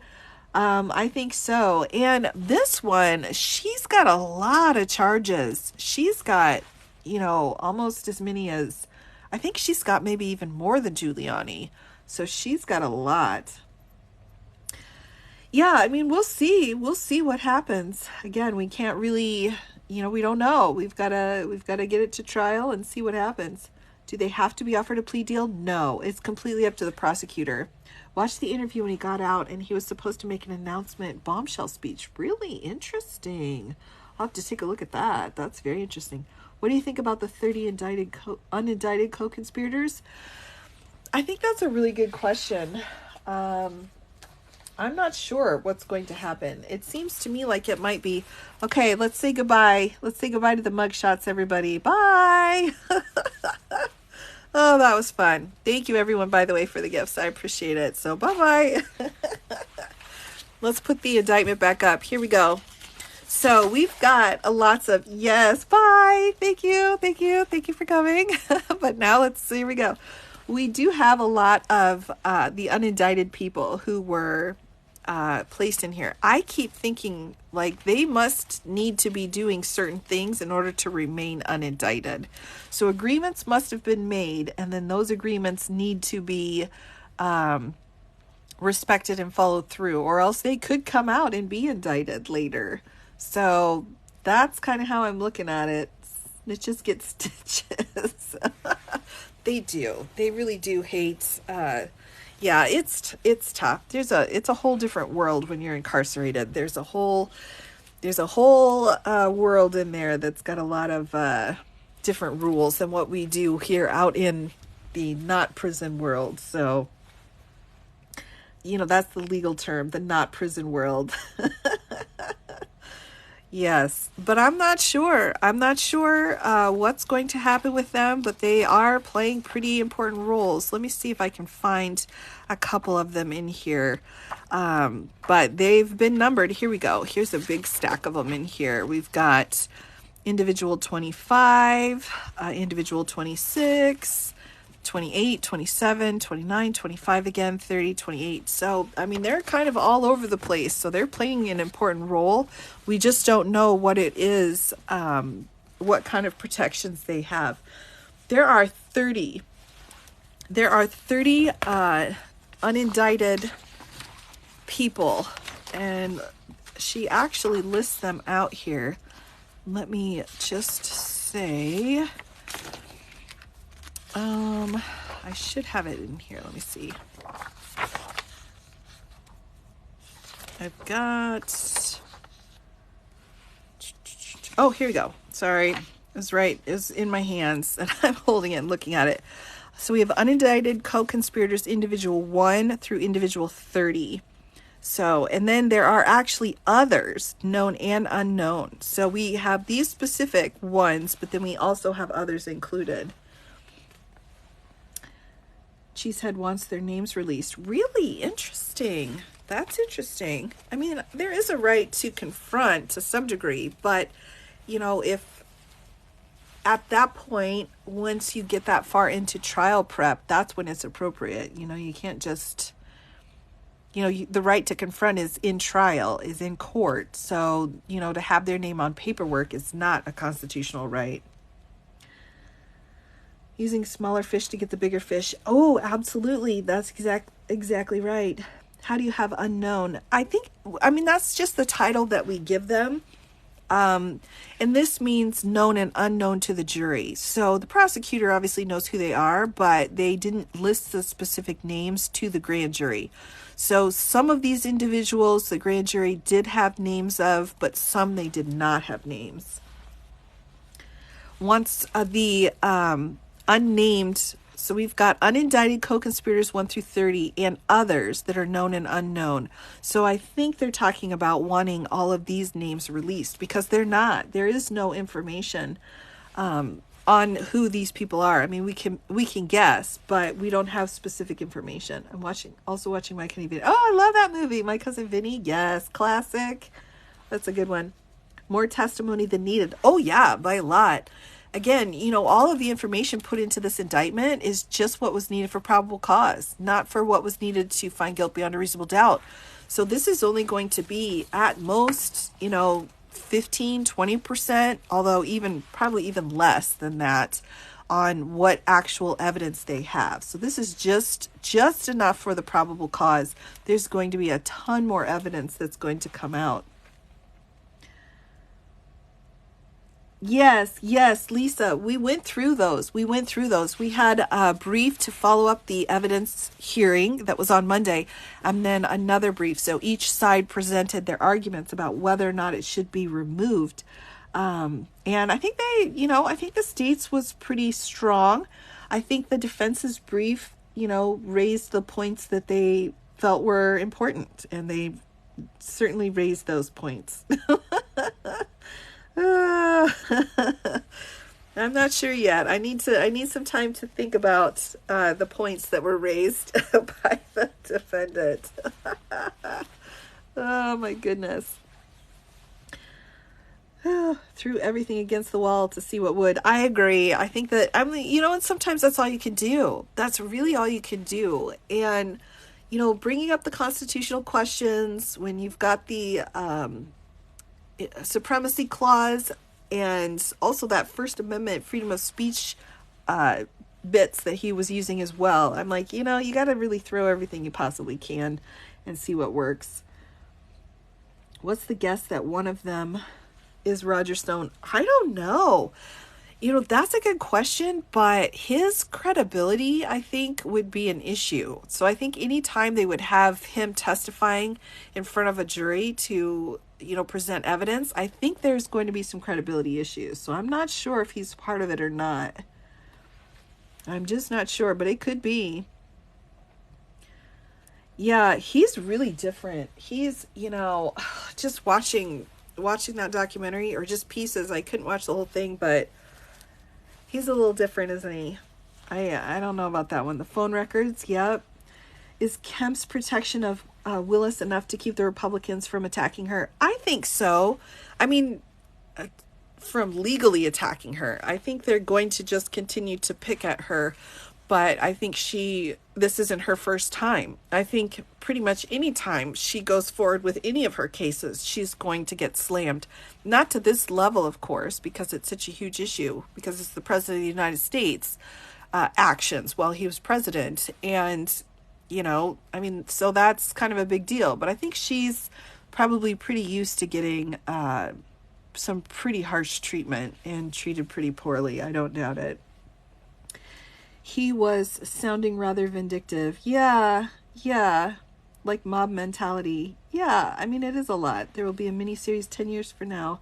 Better than fiction. Oh, I agree. There's going to definitely be something put together. We need to get the writers back so they can start working on it.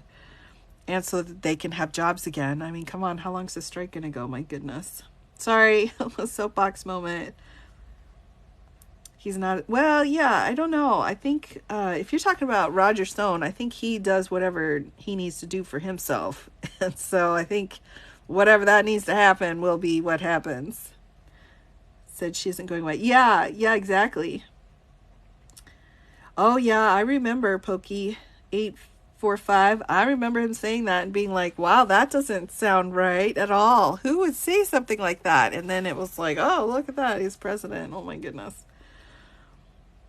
Crew member of the TV. We want to work. Oh, Amanda.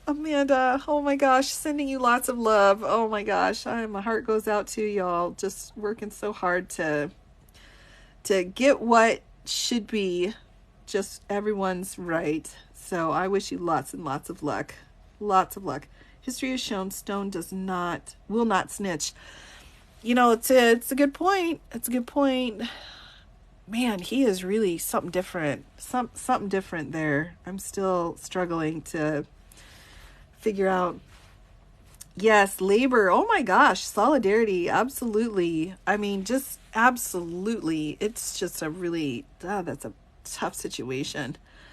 It's so frustrating when we have people who have so much and then are just at a point where they're like, well, we have as much as we want, so we're just going to do whatever we want. Again, no accountability. So lots and lots of love and luck to you. Lots of that for sure.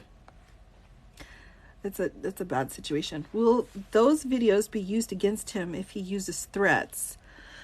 You'll have to be more specific. There's lots of videos going around. Yvette, you'll have to be a bit more specific.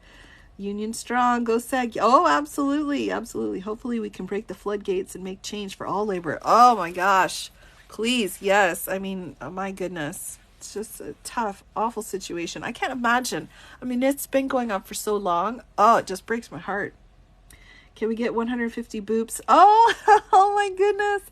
Oh, that's so sweet of you, Lisa. Oh, yeah. Oh, you're welcome, Lisa. You're so helpful. I'm glad. I try to just kind of make things at least a little bit more understandable for people. The videos that he just put out yesterday. Oh, I got you on Truth Social. Yes. And I have not looked into that yet. I have been hearing a lot about it, but yes, anything that's put out into the media, into the public, absolutely can be used against him. Absolutely can, especially because he's named as a defendant. So any of those statements can be seen as admissions. Do you think Mark Meadows will get it moved to federal court? You know, I mean, that's the question, isn't it? I'm not sure. I'm really not sure at this point. I think the state makes a compelling argument that his job duties did not include getting involved in a conspiracy. I think that's a really good argument. You know, in his argument, his brief that he just submitted, he's saying, look, I didn't do this stuff, or all of the stuff I did was under the purview of my job. And I'm not sure that his arguments are stronger than the state's, in my opinion. I appreciate you so much. Oh, thank you. Thank you so much. Oh, you guys are so sweet. Y'all are so sweet. I appreciate that. I'm just happy. I think it's fun to have people to talk to about it that have so many great questions. I'm just very, very thankful for that. Or else I'd be just sitting here talking to my little mushroom guy. And then, you know, that wouldn't look right at all, would it? It'd be like, what are you doing? Nothing. So I appreciate having company to talk about it. Yes, I do. Yes, I do. I have a Tube of You channel that I post my lives up on as long as I can get them downloaded properly. I do. First Love is Criminal Law. Oh, I love that event. Yeah. Oh, it's fascinating. I think it's definitely a very fascinating. A little mushroom guy. Yeah, he was my little chill out dude. He hangs out with me. Federal judge could be another loose. Well, it's possible, but so far I've not been too concerned about the judges yet. So yeah, thanks, Kitty. Yeah, I think I found him in Tarjay the other day, and I was like, you know what, you're coming with me, little dude. And he just reminds me to, you know, stay cool, chill out. No need to get overly concerned.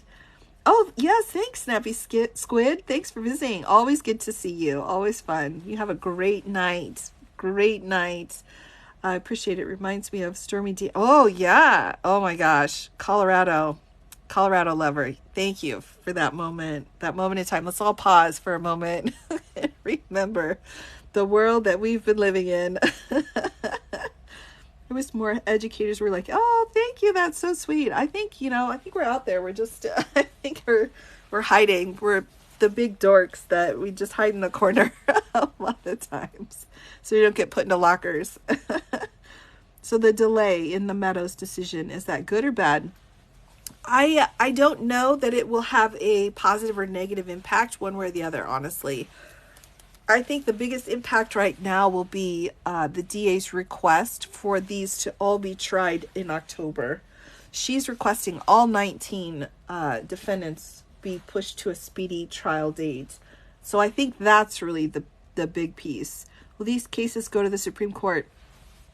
The key with the Supreme Court, the jurisdiction is appellate jurisdiction. So we've got to have a constitutional law question. And a constitutional law question is the only way any of this could get up to the U.S. Supreme Court. And you need to have a final answer before you can appeal anyway. So there are some exceptions for interlocutory appeals, but that's kind of a different animal. But if your case gets decided and it's decided against what you think was right, so if you're found guilty and you think there's a con law question, you can appeal it, and eventually it'll get through all of the appellate courts and then up to the U.S. Supreme Court. But it has to go through the right motions. There's no shortcut to the Supreme Court. You still have to get through all of the other courts of appeals first. Yep. Yeah,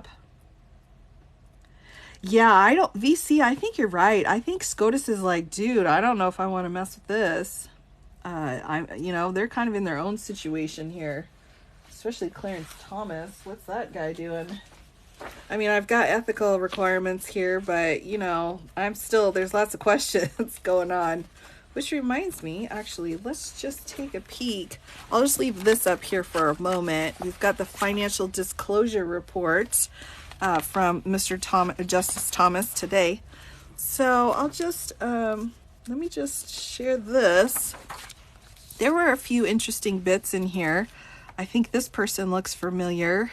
We had some items paid for here. Lots of situations involved in this scenario. And then there's more. But wait, there's more. And then we have all of these other financial situations as well. So some questions. We've got some questions. I think some valid, legitimate questions going on about income. Let me see if I can get it pulled up here. I think this is probably the better piece. Let me see if I can get a better view of it for you guys. Guys and gals. Let me see. Here we go. We've got travel expenses, bank accounts, life insurance, real estate holdings. There's some interesting information out here. This is all available online. So additional information or explanations also. We've got real estate transactions. Oh, there's another familiar name. Long-time friends. And some real estate transactions going on here. So I think it's some fascinating information, in my opinion. All available to the public. It's on the U.S. Supreme Court website, if you are interested. If Thomas is found to be corrupt by a court, what happens to the cases he's ruled on? Nothing. Just if for some reason a Supreme Court justice is reprimanded or somehow moved out of their position, whatever cases that they've already held are still good law. And the only way to overturn law is to raise a case to the Supreme Court and have them re-decide the issue. That's the only way for that case to be changed as precedent. So that's the only way.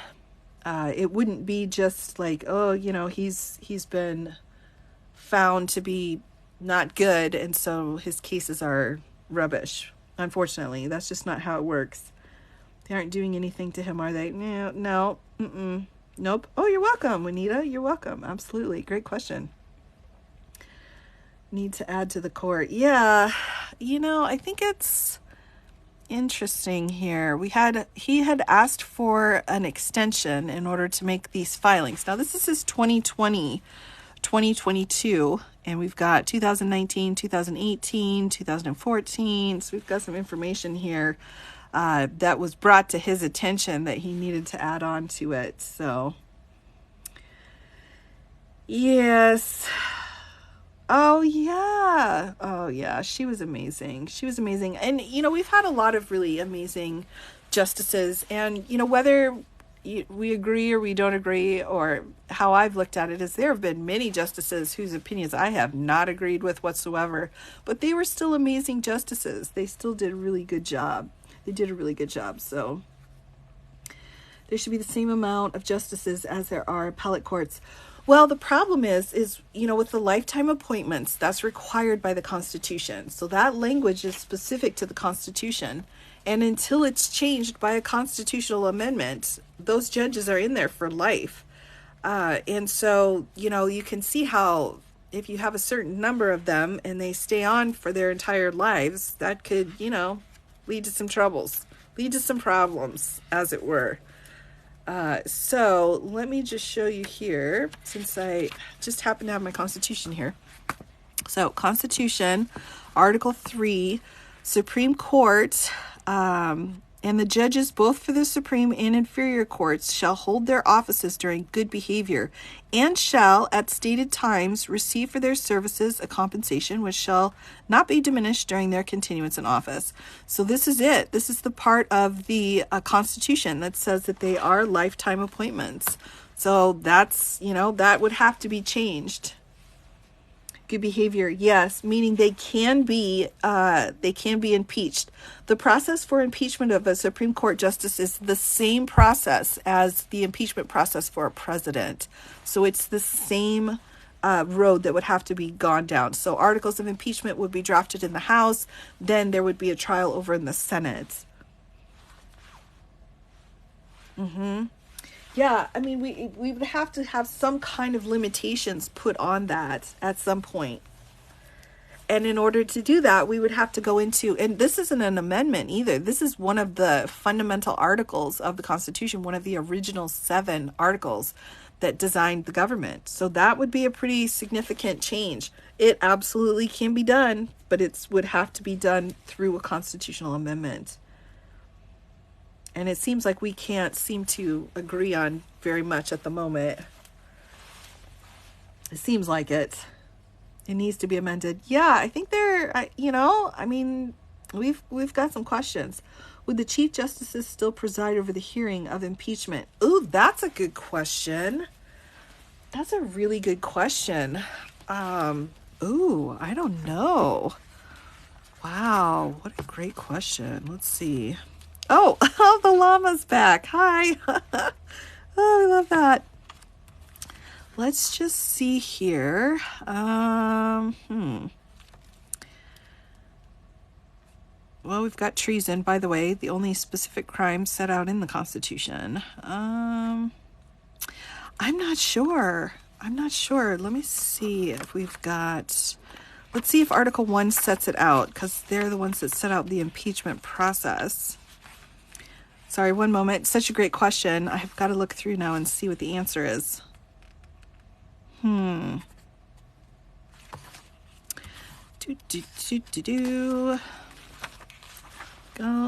through the process.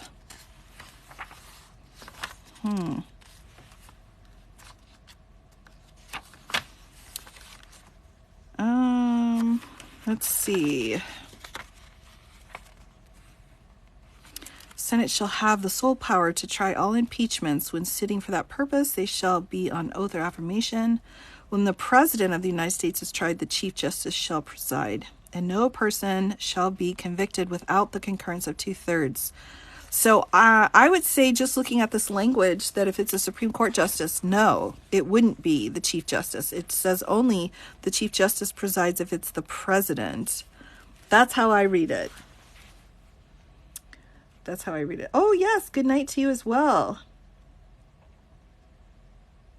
One thing we can agree on is America's agree. Well, maybe, maybe we can agree on that. Well, if they can be impeached, they should have provided for that. Yeah. It looks like it just says only if it's the president. So, yeah, excellent question. Love that question. That was a great question. Yeah. Why hasn't anyone invoked Section 3 of the 14th Amendment? Good question. And, we're kind of in a waiting pattern right now. We're not really sure exactly where it's going to go, but it was brought up by Congress during the impeachment as well as during the trial in the Senate. So it's already been on the forefront of everyone's mind since that day. So since January 6th, we will see what happens. I would think the VP. Ooh, good point, Greg. Yeah, the president of the Senate. Yeah. Ooh, excellent point. Very, very good point. Well, Congress will do anything. Yeah, it seems like it. It seems like it right now. I mean, we really have a lot of issues here where just no one can seem to agree on even the most basic things whatsoever. So, do you think more seats should be added to the court? Personally, I don't. I mean, I get what everyone's saying. I mean, we don't really have with only 9, if one of them needs to be pulled from a case because of a conflict, we're only left with 8. But on the other hand, it's like, well, how many then should we have? How many? What's the right number? And the more you get, the more conflict you get too. So there is something to be said for decisions that are unanimous, where everyone agrees with what's going on. And I think the more people you add, the less chances of unanimity like unanimous decisions could happen. But I don't know. To me, 9 seems fine, but I could be persuaded. I could absolutely be persuaded. That's a soft 9, as we would say in the business when we're doing a plea agreement or any kind of a negotiations. I'm like, that's a soft 9. That's not a firm 9. It's a soft 9. I could definitely be persuaded. Looking into the 14th Amendment for the primary. Yes, I agree. I agree. I think we're definitely going to start seeing some movement in that area. I think so too, David. I think that distribution, that checks and balances, that's, what everything is all about. And we've got to have some kind of checks in play. I think we've got some issues here on a misunderstanding between the U.S. Supreme Court and Congress and what their roles are.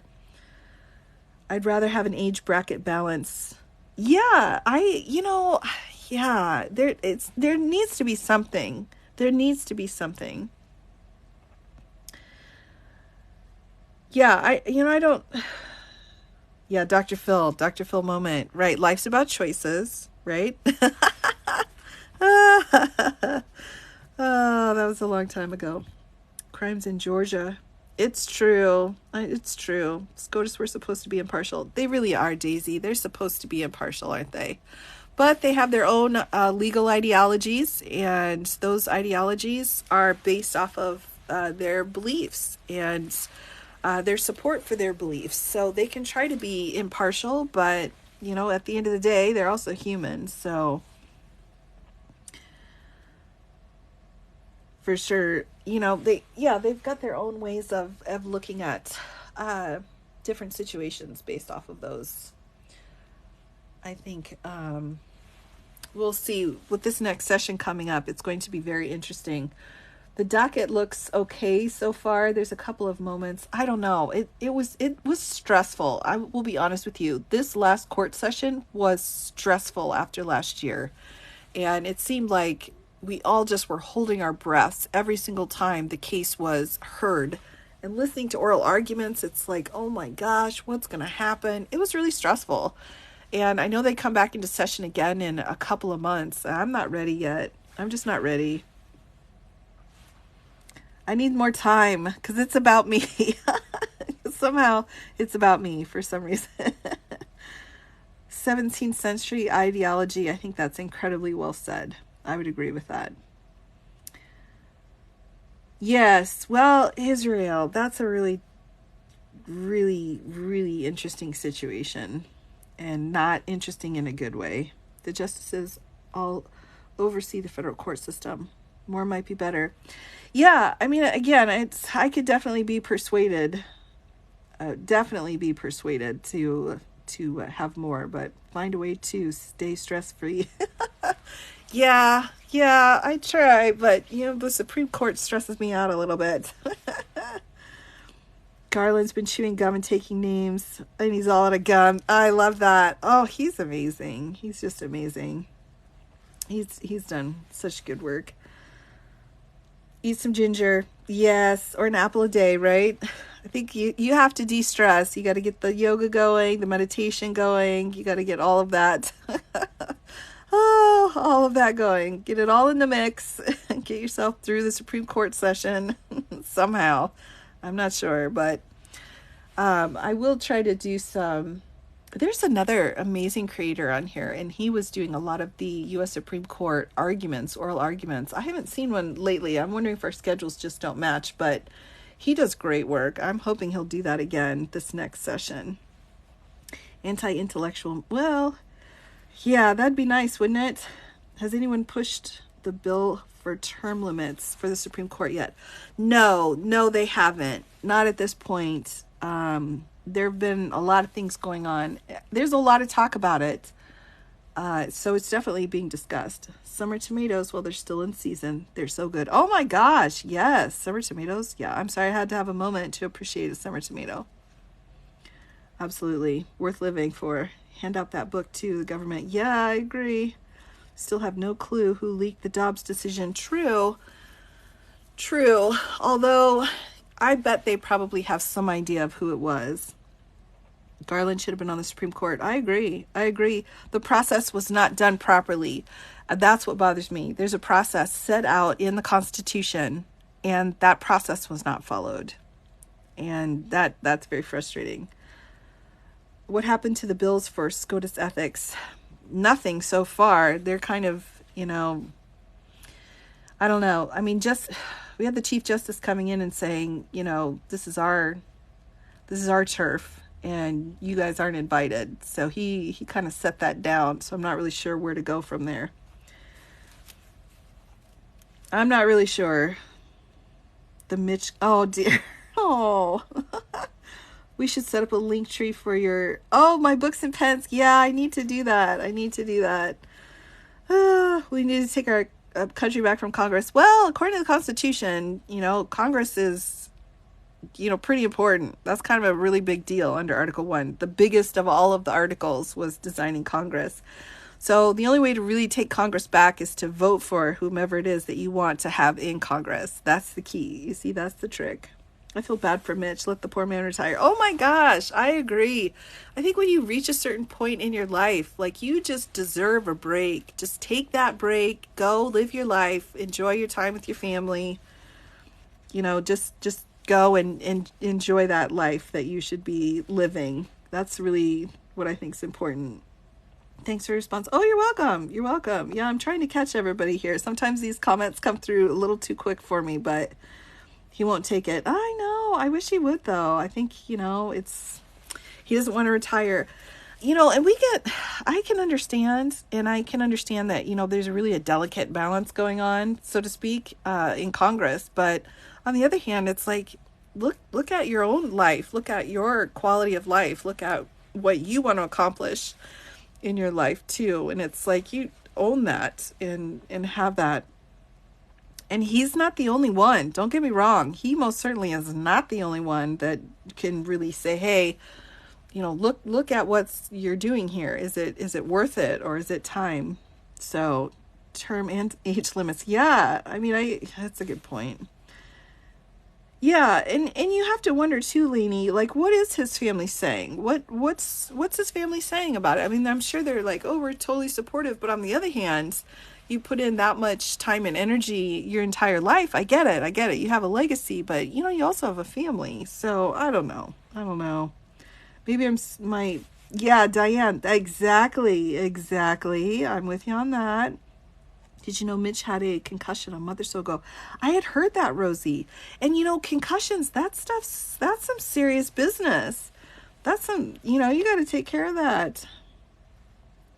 Call them every day for term limits. You should. I agree. I think you should call people and you should write letters and, write them on paper, because that's how most of Congress understands things. Don't send an electronic letter. They don't know what that is.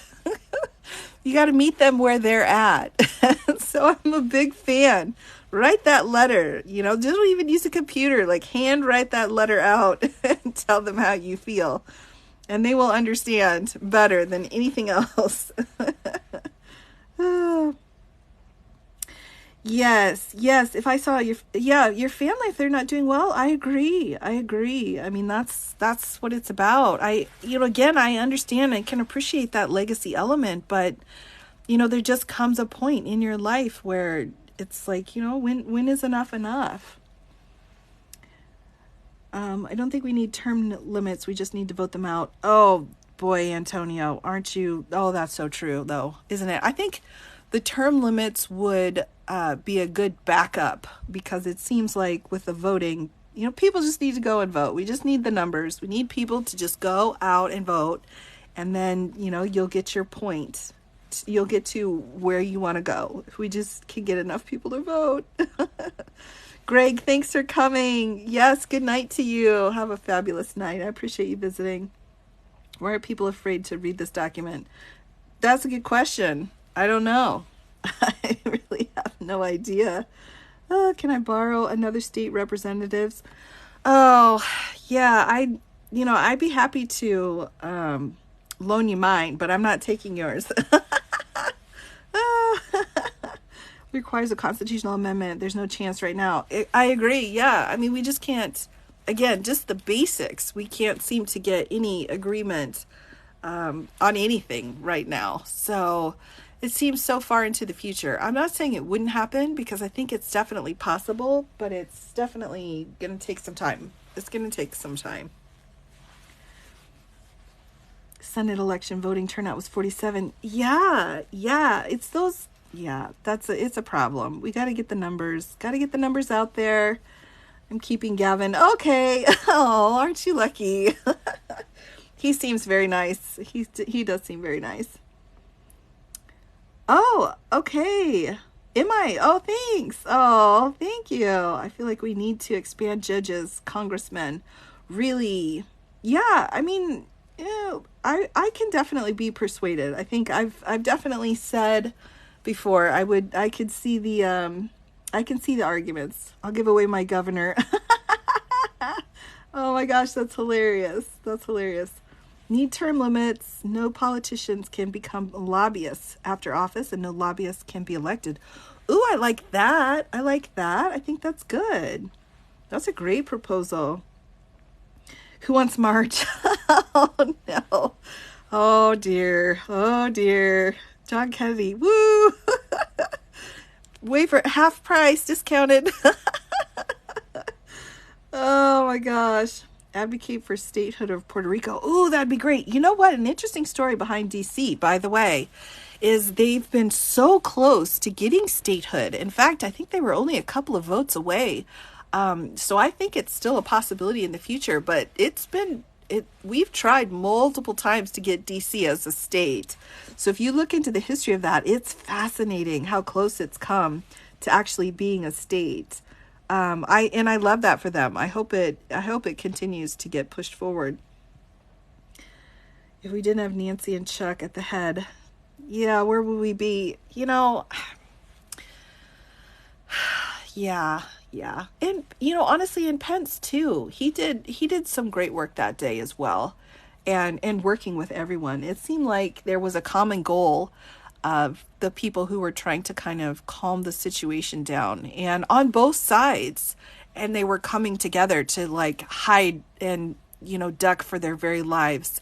And they were doing it together, I mean, it was an awful situation, but again, at least they had this common goal. And, I don't know. It would be nice if they could sit down and talk again. in a way that's made public, so we knew that they were talking to each other. That would be nice. He doesn't get a cookie for doing his job. Fair enough, but if you hear him talking, when he and Pelosi are talking, the mutual respect from both of them to each other is present, and I can appreciate that. DC or Puerto Rico to replace... Oh, I don't know. I think we don't have to replace anything. I think we can always add. I'm a big fan of adding. Yeah, I mean, they understood their oath to the Constitution that day. Exactly, for many reasons. And one of them was to kind of secure the safety of the government at the time. And, I think they did a good job of working together in that. There's a 2-year period to work in the agency legislator offered previously employed with employer. Really? That's interesting. I might look into that. That's very interesting. We will never replace Hawaii Star. Puerto Rico should already be a state and DC. I agree, CJ. I agree. Yes, I'm with you on that. We were so close to an end of government. We really were. It was a historical moment. It was a absolutely heartbreaking, devastating moment in our history. It really was. It really was. And it seems like there's just almost no solace. And for me, honestly, part of my, working through it is trying to figure out what's happening now. Like, what is the law? How are we holding people accountable for that day that occurred? And for some reason, that's offering me comfort, at least a little bit. Good night, y'all. Thanks as always. Oh, thanks for coming. Emily, good to see you as always. I appreciate that. How low is the bar if we were going to praise people for doing their job? I think when your job is potentially life-threatening and you do it, I think it's okay to be praised. I was ready to head there and take it back. Yeah, I know. It was a tough. Knew the course would fix the mess. I had that feeling too. I knew it would also take a really long time. I knew in that moment, I'm like, we're going to be okay, but it's going to take some time. And I wasn't sure how the public would feel about that. The fact that it was going to take some time, and it still will. We're only at the beginning here. There's a lot more to this that will be coming down the road. Oh, Marlene, thank you so much. I appreciate that. That's so kind of you to say. I'm glad to hear that. I hope that just going through and kind of looking at the ins and outs of things can really kind of pull this mess apart a little bit. Kind of pull it apart, at least, hopefully. Wait, I saw something about Hawaii. Let's see. I'm a huge Hawaii fan. Puerto Rico's divided on statehood. Yes, absolutely. Hawaii doesn't want to be a state. There's a lot of controversy about Hawaii, and I think the people of Hawaii, the true people of Hawaii, I think there's definitely need a voice to be heard about that. Absolutely. What do you think about reforming the Constitution to make it more attuned with modern times? I guess my belief is the way the Constitution was intended and how it was written was done in a way that it could be used for no matter what time. I think some things, of course, still continue to need to be eliminated and things need to be added. I think the biggest problem with the Constitution is that we can't seem to get enough of an agreement to make changes to it. I guess I'm a big fan of updating it as needed when certain things don't work anymore. There's some language in the Constitution that is absolutely atrocious, that is absolutely no longer working at all, and it needs to be changed, but we can't seem to agree enough to make those fundamental changes. So I think we're good. I think we've got a good foundation. I think we've got a good basis, but I think it would be better if we could add to it more appropriately. But right now we just can't. We just can't seem to come together. But I also don't want it to be used as a weapon either. I mean, talk about weaponizing. For some reason, people don't go out and vote, and so the people that do vote, the limited numbers, were to pull in a constitutional amendment, and that could have some pretty negative repercussions. So I do worry about that as well. But Yeah, I think we could definitely add to it. It was supposed to be rewritten anyway, according to. Yeah, I think it was meant to be changed as changes were needed, and it's not happening. I mean, we did have an amendment in the 90s, and that was the last amendment that was added, but if you look back at when a lot of the amendments were passed and you look at what's going on, it's like almost every decade, almost every 15 or 20 years, something has been added to it, with the exception of this most recent uh, time. So the mid 90s, we've got, 5 years into 2000 plus another 25. So we've got 30 years now, ongoing 30 years where we haven't made any additions to the Constitution, which is a huge gap compared to historically what we've been doing as we've been changing things. So I would say definitely, I'm not sure how to bridge that gap, but we're just in a really weird time where we can't seem to get anything passed. I think the reason why it's taking so long is because she didn't all of her ducks together. Oh, I don't know how long was it between the 12th and the 13th though. That's a good point. Yeah, that's a good point. We had to have a war. We had a war. Oh, we did. But after that war, we had quite a bit. So we've got 1804. And then the 13th Amendment was 1865. So we had 60 years. That is an excellent point. But we've got 65, we've got 68, 70, 13. So there's another gap there, I guess. 30, 40.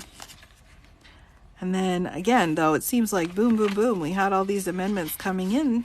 After that, though, I mean, we pretty much every few years we went in and ratified new amendments. So we do have a couple of gaps. So maybe we're just in a lull right now. Maybe we're in the lull period of the amendments. That's almost a bit comforting, actually, to think about that. Like, wait a minute, we did have a lull, but boop, boop, boop amendments. Oh, that's funny. Have I looked at the case against Vivek? No, I've not. Is there a case going on right now? Oh my gosh, have I missed it? I've been so involved in what I've been involved in. I have not really looked outside of my bubble. Next wave will likely be when the millennials start being really, that's a good point. I think that's a really good point, actually. What you're thinking about amendments not being ratified. Yeah, I think we just can't, the amendments we already have? No, they've all been ratified. And a lot of people ask about that, actually. A lot of people ask about it. No, they've all been ratified. The U.S. Supreme Court has held repeatedly, look, the amendments are good to go. We don't have any mistakes or any holes in any of our amendments. Some people argue, the 14th Amendment was never ratified because some of the states didn't agree. I'm like, of course they didn't agree. They lost the war, so they were upset. Of course they didn't want to do it, but they had to. So everything technically has been ratified according to the U.S. Supreme Court, and they are ultimately the ones making that decision. There have been so many cases, though. I'm looking at the end of the fiscal year mess. I'm like, oh, goodness. Oh, yeah. Yeah. Did you see Georgia trial will be streamed? Yes, I've heard that. So many cases, so little time. Very true. Yeah, very true. I cannot, sometimes I get all the cases mixed up too. I think we are very distracted. Hopefully we are minding our priorities. Oh, I agree. I think it's up to the individual too, though, to make sure that they've got their priorities sorted to where, they need to be in order for that individual to be okay. Courts work on... Yeah, these courts do. It seems like depending on your state will set up how they work in what period of time that they're going on. The ERA is perhaps what they spoke about. Oh yeah, the ERA's been, in the hopper for decades. Decades. I mean, it's like, okay. I've lost hope in the ERA passing. I don't know. We've got a lot of things in the hopper. DC's still in the hopper. They're so close to becoming a state, but still, they're like, nope, we're not doing it. Not doing it. But that's been traditional. We had New Hampshire making all kinds of mess ups in the beginning. Everyone was like, look, New Hampshire, what are you doing? They're like, we got tax issues. Meanwhile, Maryland's like getting pressured by France. So we've had problems before. That's not a tangent I need to go down right now, but it has happened before where we've got different states. Explain how the hopper works. Oh, well, they're just cooking. they're fermenting. Let me see if I can get the technical definition. Okay, it's a container for bulk material like grain, rock, or trash, typically one of that tapers down. Oh, yes, so it's brewing. Shrink it, bare minimum. Give the rest back to Maryland. Oh, I don't know about that. DC's worked hard to get their 3 electors. That was hard work.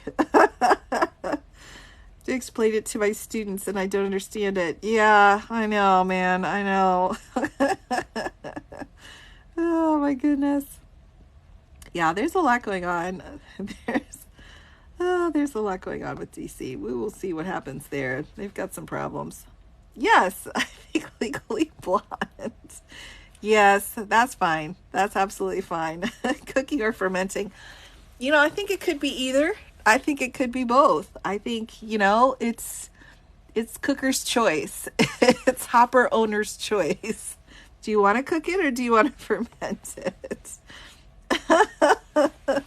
It takes time for the grain to go down. That it does. Absolutely. Wait, why is France still up in our business? I'm sorry, Ava. Okay, so, oh my gosh, I'm so sorry. No, we had some problems when we were first putting the Constitution together. And so we had, France actually said, y'all need to step up and take care of business. That was back in the 1700s. It's nothing recent. My bad. Sorry. Oh my goodness gracious. Yes. Kimchi proposals. Yes, that would be the fermentation process. We love that. We love that. Oh, I could take some kimchi right now to settle. Oh, we love kimchi. We do. Absolutely. The kimchi process, though, wow, that's the dedication. You got to have some dedication to go down that kimchi road. We would still be British if it wasn't for France. Oh my gosh, yes, that's so true. Very, very, very true. I think a lot of people forget about that. A lot of people. Been making kimchi for 30 years? Really? Oh my gosh. Respect to you. That is not an easy process, but so worth it. Not about making it until I read the recipe.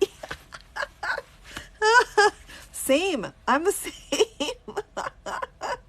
Oh, your lives are amazing. How can we spread the word to get more people to watch them? Oh, oh, Marlene, I don't know. I think we're good. I think we're okay for numbers.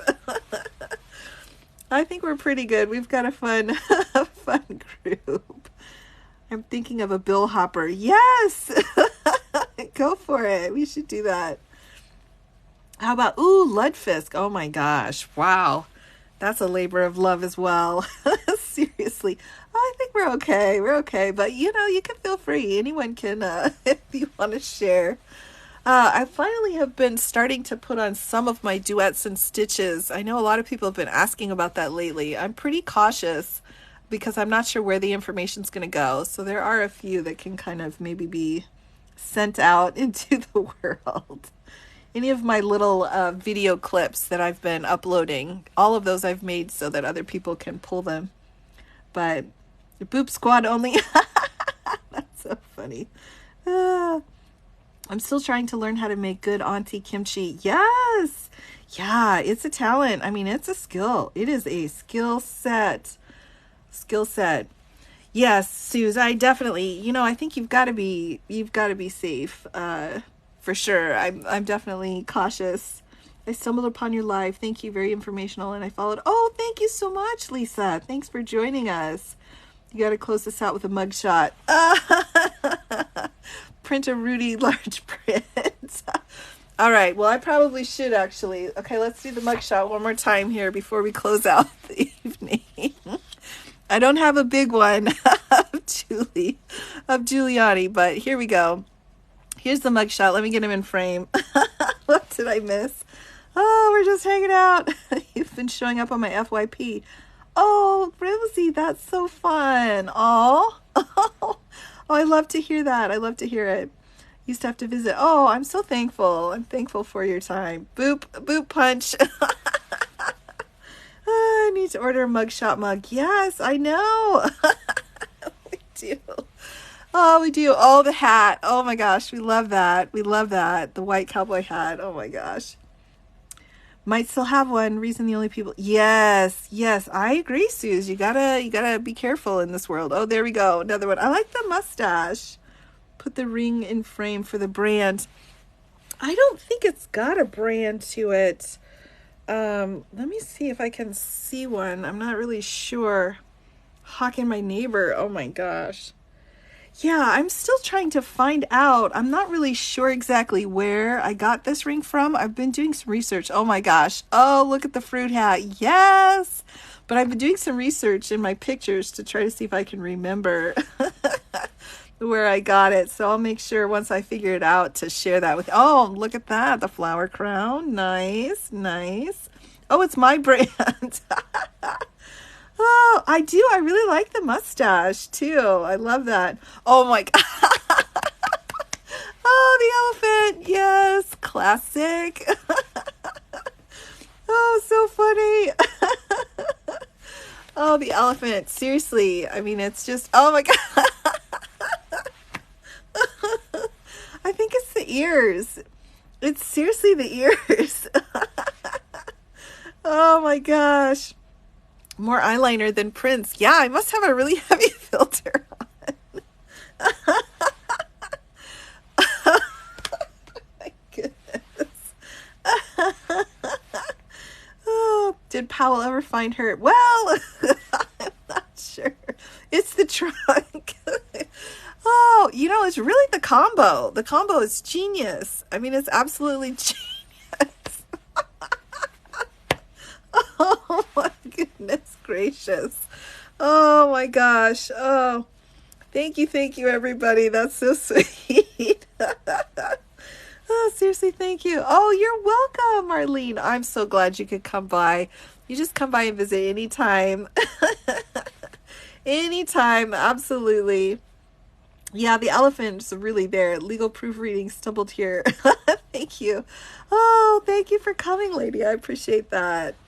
Silent viewer, thank you for your time and your explanation. Oh, you're welcome. You're absolutely welcome. I'm just, I love to have people come and join and hang out with us. So it's a lot of fun. It looks like it has a filter. I know it does. Let me check. I mean, I don't have a filter set for the live because it's just my hands. Oh, love this. You've made my night. Oh, that's so sweet. Thank you so much. Yeah, I think she's in a bubble. Yes, she definitely. Oh my goodness. Love listening with you. Oh, thank you. That's so kind. Thank you. I appreciate that. Oh, definitely. I'd love to respond to posts. Absolutely. Such a fun live tonight. Oh, Rosie, it has been. It has been. Can you explain the smiling mug shots? Are they ones most likely to flip? Ooh, that's a great question. No, I think it's just a matter of, how they practiced before they came in. Oh, so much fun and learning. Oh, good. Oh, I'm so glad to hear that. That's so kind of you. It does have a filter because he was way redder. He did an Uncle Sam pose. Oh, that's funny. But she wasn't an attorney. I know. The left side of his face looks completely different than the right. It does. It does. Yeah, Jenny, I don't know. She might be in there somewhere, just unknown. He's got strawberry cheeks. I love that. Oh, I love that. Let's make up stories about what they're thinking. Yeah, I think this one's like, what? Oh, little orange. Why was there an orange put out there? Why would we have an orange? Oh my gosh, that's hilarious. Did he get to put his own height and weight? I believe so. I think you filled out that information. I wish there was. Oh my goodness. Oh, I'm still picking apart the 30 unnamed ones. Oh my gosh. Yes, it is a process. It is a process. He hasn't had cheekbones ever in his life. Oh my Oh my goodness. This one, yes, he needs some fiber. This one. Oh my gosh. Yes, yes. Oh, wow. Well, everybody. Oh, this has been so fun. Thank you, as always, for joining me, everybody. I will be back for sure on Monday. Absolutely. I may pop in before then to do the phone call, the Georgia phone call. I think I might come in and try to do that. So I'm not sure when that will be, but over the next couple of days. Oh, I love that. I love it. Yes, boop, boop, everybody. Have a great night. So I will be... Oh, yes. Well, thank you. Thank you all for joining me. I really appreciate it. Have a fantastic night. Can you listen to... Yes, I will be back on with the Georgia phone call at some point. I'll probably make a post about it. So check my stories out. I'll put it in my stories on when I'll be able to do that. So... Thank you for teaching me. Oh, you're welcome. Thanks for coming. Yes, Suze, have a great night. And you too, Casey and Lisa. Yeah, take care, everybody. It's been fantastic as always. Have a great night. Thanks for coming again, everybody. Thank